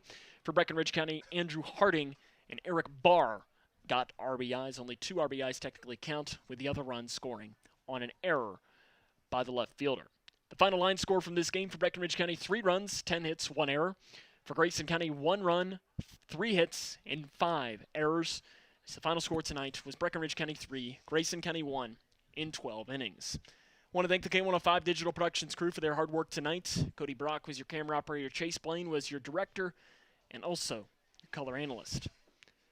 So for them, on a night where the Grayson County Cougars fall tonight by a final score of 3-1 in 12 innings, this is Sam Gormley saying...